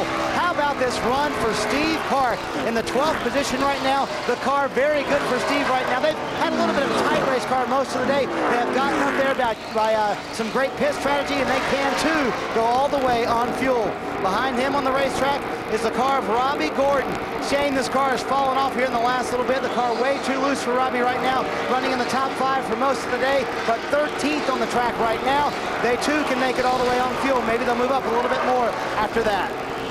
And Christian Fittipaldi is taking the 43 car into the pit area. Looks like he's through for the day. Yeah, back to the garage area. So he'll join the list of those who failed to finish. Behind Robbie Gordon on the track in 14th place How about Ken Schrader? Here's a team that didn't make the last 2 races, failed to qualify. For 2 weeks in a row, and Dave, they're having a great top 20 run today. Very good run for them, Alan. I checked in their pit. They pitted out about lap 142. They said it will be close, but they will go to the end. They believe that they can make it. They made a chassis adjustment on that last stop, and the car is better for Ken Schrader. Right behind Schrader, let's see, which car is coming into picture here? The 22 of Ward Burton. He actually had some damage earlier, guys, from the 7 of Jimmy Spencer. They fixed that, topped off the fuel on about lap 142 as well, and they're going to go for it as well to the end of this race. Bill? Jeremy Mayfield having a solid run, a backup car after an incident here on Saturday. First time the 19 teams ever had to use a backup car. The bad news is they cannot make it on fuel. Dave? Opposite news for championship leader Matt Kenseth. They can make it on fuel. They started this run a little bit loose, like my voice, and now the car is coming back to him, Matt. Well, Elliott Sadler got his lap back thanks to the 29 earlier in the race. Now, though, he is questionable on fuel, just trying to hold on to a top 20 finish. Marty? Another nice run for Johnny Benson in Michigan, his home state. Johnny runs well at this racetrack, currently in the 19th position. He's had 4 top 10s in his last 6 races here on fuel. They can make it on the way on the chassis, a little bit tight. Matty? And the 99 of Jeff Burton came in lap 146. He did top off, just trying to get back up and try to get a good run. This team has been battling back from 2 recent weeks of bad runs after posting 4 straight top 10 finishes, trying to hope for a little more luck here in the Irish Hills. All right, so that's back through 20th place. Let's show you the rest of the cars on the lead lap. There's Terry Labonte in 21st. Started 5th today, had lost some track position when the pit stop schedules haven't worked out in their favor. You got Mike Skinner in 22nd in the Army car. His second ride for that team. Been watching those guys today in the 01 car in the pits. They have cranked off some great pit stops in that team. Brand new car for this team, and they've had some new car problems over the weekend. Look like they're getting them sorted out as the race wears on. Behind Skinner, Tony Raines in 23rd, also lead lap. There's Tony racing there with Mark Martin, who's 24th, trying to move up 1. They go side by side. Tony in the 74 car picked up some sponsorship from the race sponsor this weekend, and Mark not able to make that pass. So that's 23rd and 24th. Behind them, Joe Nemechek in 25th. There's Joe, Kyle Petty behind him in 26th.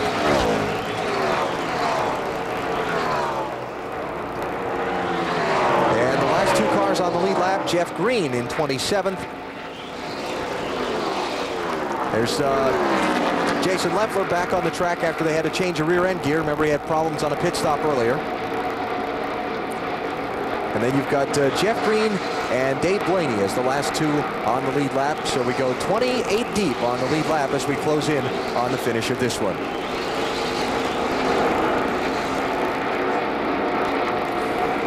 As Kurt Busch goes down through 1 and 2, we see Dale Earnhardt Jr. directly in front of him. But as you said just a moment ago, Junior really can't gain anything, and he can't lose a lot as long as he stays on the racetrack. The best thing he can do, just try to ride and finish the race. Yep, he's just out there now to see if anybody else falls out of the race between now and the checkered flag. He can gain a spot, that's right. Well, he's already gained a spot on Christopher Fittipaldi when he fell out. So of the top 3 in the championship, Junior and Jeff Gordon are running 32nd and 31st, respectively. Kenseth is running 15th. And so there's going to be another jump in the championship today, as here comes some cars onto pit road. Dave? Jimmy Spencer could wait no longer. They count. It's like a 4 or 5 count that he wanted to get in there, and now they get him off pit road. As Spencer leaves, fuel only, but they changed right side tires on Sterling Marlin's car. Probably not a bad decision with 16 laps to go. But without a caution flag, those guys are they're gonna struggle to stay on the lead lap, because here comes Kurt Busch to the start-finish line, and they're just leaving pit road.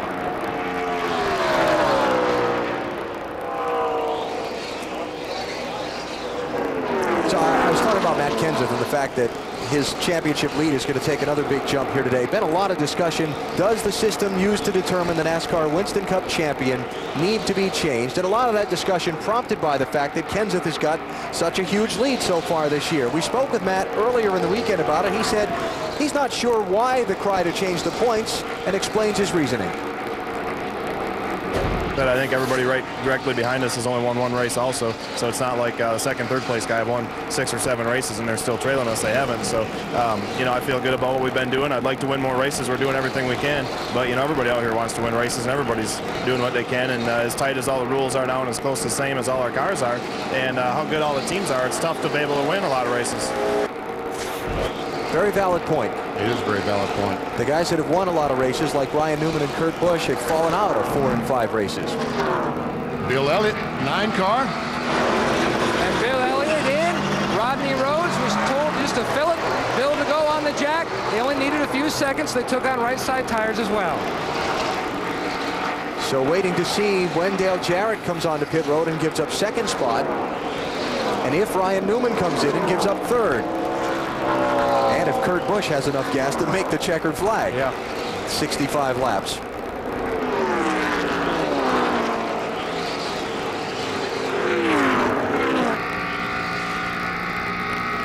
When they stopped last.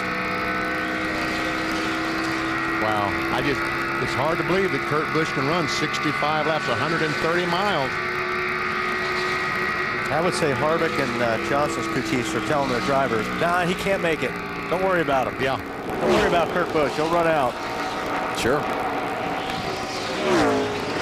Question is, DJ Lilly. 2nd place car slowing off turn 4. 55-mile-an-hour pit road speed beginning there. Get all you can down there. Stay close to the wall, and you will leave on me. Sean Parker, the crew chief, giving instructions to Dale Jarrett. Marty. About 3.5 seconds of fuel, that's all they need. He came on the radio to DJ and said, I'm sorry, we have to pit, otherwise we'll run out of fuel. There's a 3.5 seconds of fuel, a little bit longer than what they wanted. They're gonna go here and have a lot more fuel I thought they would have to take. Sean said about 3.5 seconds was all they would need, but he definitely has it all enough to make it all the way now.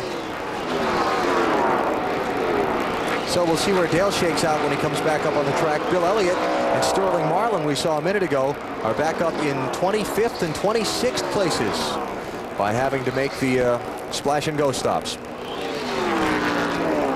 Kurt Busch, 2.9 seconds up on Ryan Newman. Greg Biffle in the 16 and Tony Stewart in the 20, racing for 5th. And running 2 distinct different lines around the speedway. The Granger car high on the speedway, Tony Stewart right on the bottom.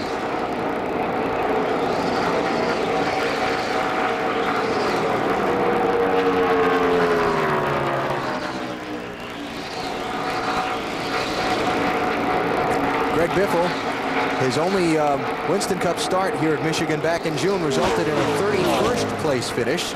So significant improvement today for the leading driver in the Ray Bestis Rookie of the Year standings. He's barely on top of Jamie McMurray, 4 points entering today, but with a top 10 finish, that'll help open his lead up just a little bit, huh, Matty?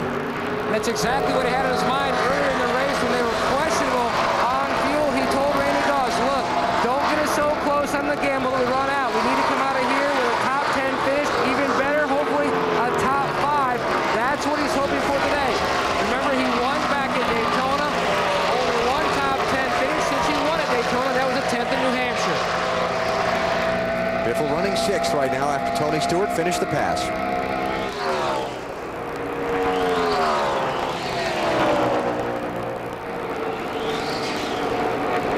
Tony Stewart started today in 23rd.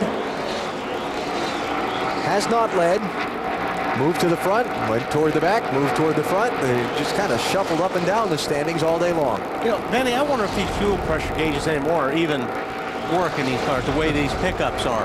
You know what I mean? Because when you're out in these cars now, you're out. It's not like it runs out for a lap or 2. Used to, you could watch a fuel pressure gauge and they would start going up and down. Would start, the gauge would go down to 0, back up to 6 or 7. Watch your fuel. Now, they're just out. See, and that's what he just said. Watch your fuel. So he's watching that gauge, but I'm not so sure that, well, I think when it flutters once, you're done. Is Jimmy telling him to watch the fuel pressure gauge or just maybe, be careful with the, maybe be careful with the throttle. There's 2nd place Ryan Newman. That's 2.2 seconds. Last lap by, Newman was 0.6 of a second quicker than Kurt Busch. But Marty, we heard earlier Ryan Newman couldn't make the finish on fuel. That's correct, and the calculator still does not lie. They cannot make it on fuel, but they're not going to come down pit road. Matt Borland said, how have you done on fuel this run? He said, I've been saving since we got out here. He said, well, we're going to leave you out then. He said, I'm not using any brakes right now. I think we should chance it. That's what the 12 bunch is going to do. Bill? Joe Gibbs Racing guys admit they have not gotten the fuel mileage they need to be competitive in the Winston Cup Series. Their guys say they really took a beating this week from their superiors trying to find more fuel mileage. They have a test scheduled at Kentucky to take 2 cars down there and test for nothing but fuel mileage. Unfortunately, that test is still 2 weeks away. They said they worked extremely hard in the shop this week to improve their fuel mileage. We're about to find out if the 20 car did. So here's what we got here with the fuel mileage picture right now. Kurt Busch is trying to run 65 laps to the finish.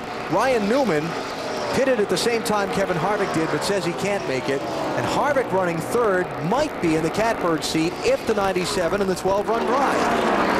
Now, I thought Zipadelli this morning thought that their fuel mileage was going to be okay today. They felt that below the mile-and-a-half racetracks is where they really struggled on fuel mileage. So it will be interesting to see if these guys can go. But it didn't sound like it was an issue with them this morning. So, does it run out? That's the question from now to the checkered flag. Do the 97 and the 12 bobble? Well, not only does it run out, but the 97's got to run, I should say, slow enough to try to stay in front of the 12 car. Look at the speeds last time by. The difference between first and second, 3 miles per hour. And Newman was faster than Kevin Harvick. The Busch is trying to save fuel, obviously, but he's also looking up in the mirror every 5 seconds to see how much that 12 car is gaining. And that is such a tough deal to do, to try to run hard and stay in front of the guy you're racing, but do a fuel run. Man, Newman is closing fast, Marty. He just came on the radio and he said, what do you want me to do? He's obviously saving fuel. Do you want me to catch him or do you want me to save fuel too? And Matt Borland said, you know, I don't know what's going to happen. Just go catch him. Why not? Yeah, you got to gamble. You're running second. Why not go for it? Kurt Busch told me on Friday he's a big baseball fan. He spent the time between last Sunday's Watkins Glen race and today going to Major League ball games in Pittsburgh and Cincinnati, and then drove up here. He's hoping not to get tagged out at home right now. But here comes the guy. This guy can make it. I'm sure the 29 car Harvick can make it. These 2 cars in front, I'm not too sure. They both may run out. Newman may pass Kurt Busch right here in the next lap or 2, but then will he have enough fuel? Look at this. Ryan Newman right up on Kurt Busch for the race lead. Coming to 3 laps to go. That engine is still running, that 97 car, folks. You can hear it. Newman's got to be careful not to stay behind the 97 car. There he goes. He's going to make the pass here, because you don't want the 97 to run out of gas when you're right behind him. Or you run out of gas right in front of the 97. Right. Side by side for the lead. Remember last week, Jeff Gordon coming off the last corner on the last lap. Ran out of fuel. Kevin Harvick ran in the back of him, and Jeff Gordon went from about 4th to 32nd or something. Jimmy Johnson is out of fuel. Sorry, Alan. The 48's out of gas? Out of gas. They said they were right on the bubble, remember? He was one of the guys that stopped. He's 2 laps short. He took gas, one of the latest guys to take fuel. He stopped with 52 to go. So they're coming. Not anymore. Yeah, it's totally Not quit. running is what he's saying. It's totally quit. So they're getting ready to see the white flag. Ryan Newman about 5 car lengths in front of Kurt Busch. Will the fuel hold up for either one or both? Kurt Busch is out of gas. 97's out of gas too. Busch is out. 97 to pit road. 65 laps was too much. Man, White flag is up. Does Ryan Newman have enough fuel to get 2 more miles and win? Can the 12 car, can he make it? Remember, where was Chicago? He ran more laps, more miles than we thought he could run. 1 more mile for Ryan Newman. 2 seconds in front of Kevin Harvick. But that means that's not a big enough lead. He's going to have much coasting room. He's got to power it all the way almost to the finish line. Final corner, it hasn't bobbled yet. Go breaking in a new gas man right there, buddy. Checkered flag and 5th win of the season. The fuel holds up for Ryan Newman. Newman wins at Michigan, 1.5 seconds over Kevin Harvick as Kurt Busch and Jimmy Johnson came up dry on the fuel in the final miles. Steve Park, Robbie Gordon racing for 5th and 6th there. Park gets it by fractions of a second.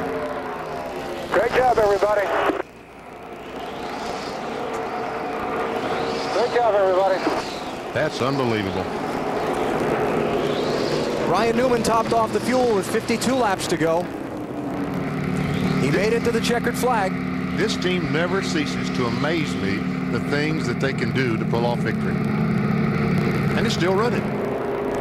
What if we can do some burnout? I was just going to say, see if we have some gas for the burnout. Well, Marty, sounded like they debated it for a long time, but they made the right call. Oh, you should feel the relief down here. I got to buy you a new calculator, 4 laps short. What's that about? Well, Ryan saved quite a bit of fuel there at the end, and he's just really good at doing that, and also being able to carry a lot of speed. Did a great job today, and the guys in the pits just did an awesome stop, that last stop, and just put the Alto Dodge in the right position, and Ryan took it from there. You told him with 4 to go, pull the trigger, because I don't know what's going to happen. Yeah, we weren't sure if the 97 was going to run out, or if we were. At that point, just said, let's go for it and see what happens. There you go. They win all kinds of ways this 12 bunch, and how about that burnout? Still running.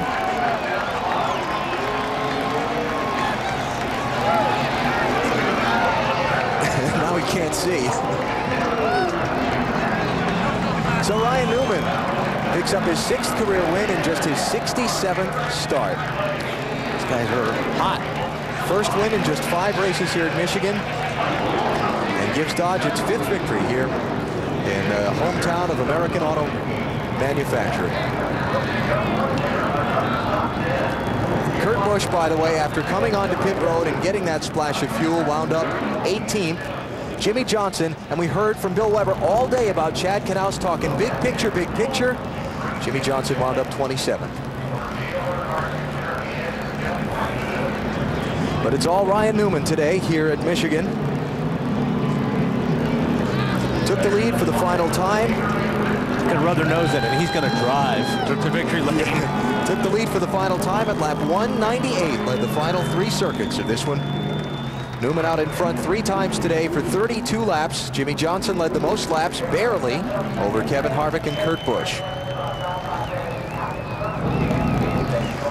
You know, when it's going your way.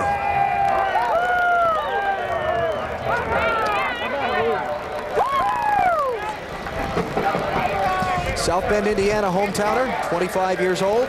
Picked up his first win in his 35th Winston Cup try.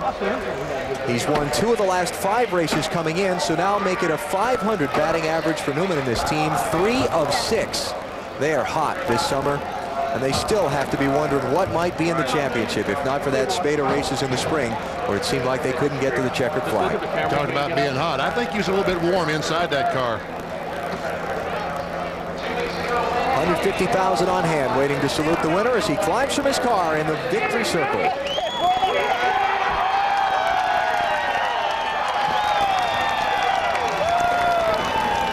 And a big celebration for Ryan Newman here in Victory Lane.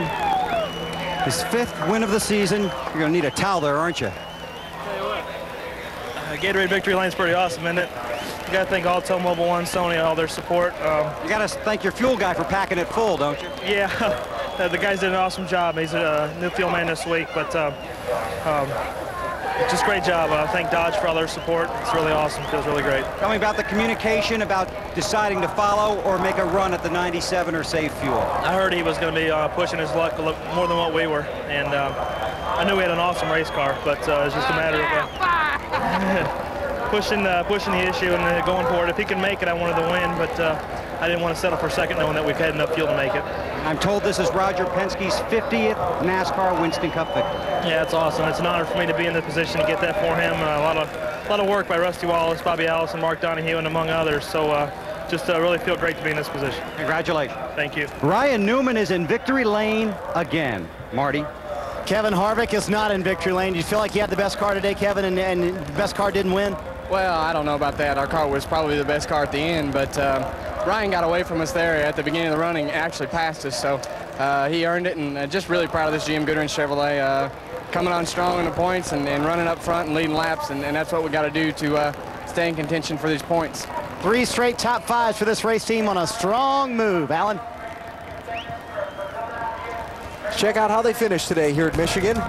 In the GFS Marketplace 400, Ryan Newman picking up yet another Winston Cup win in 2003, his 5th of the season. See, Steve Park, great to see a good run for him in 5th spot. Top 10 for Ken Schrader. How about that 8th spot? Hey, Kenseth comes home 9th. Yep. Another big championship day for Matt.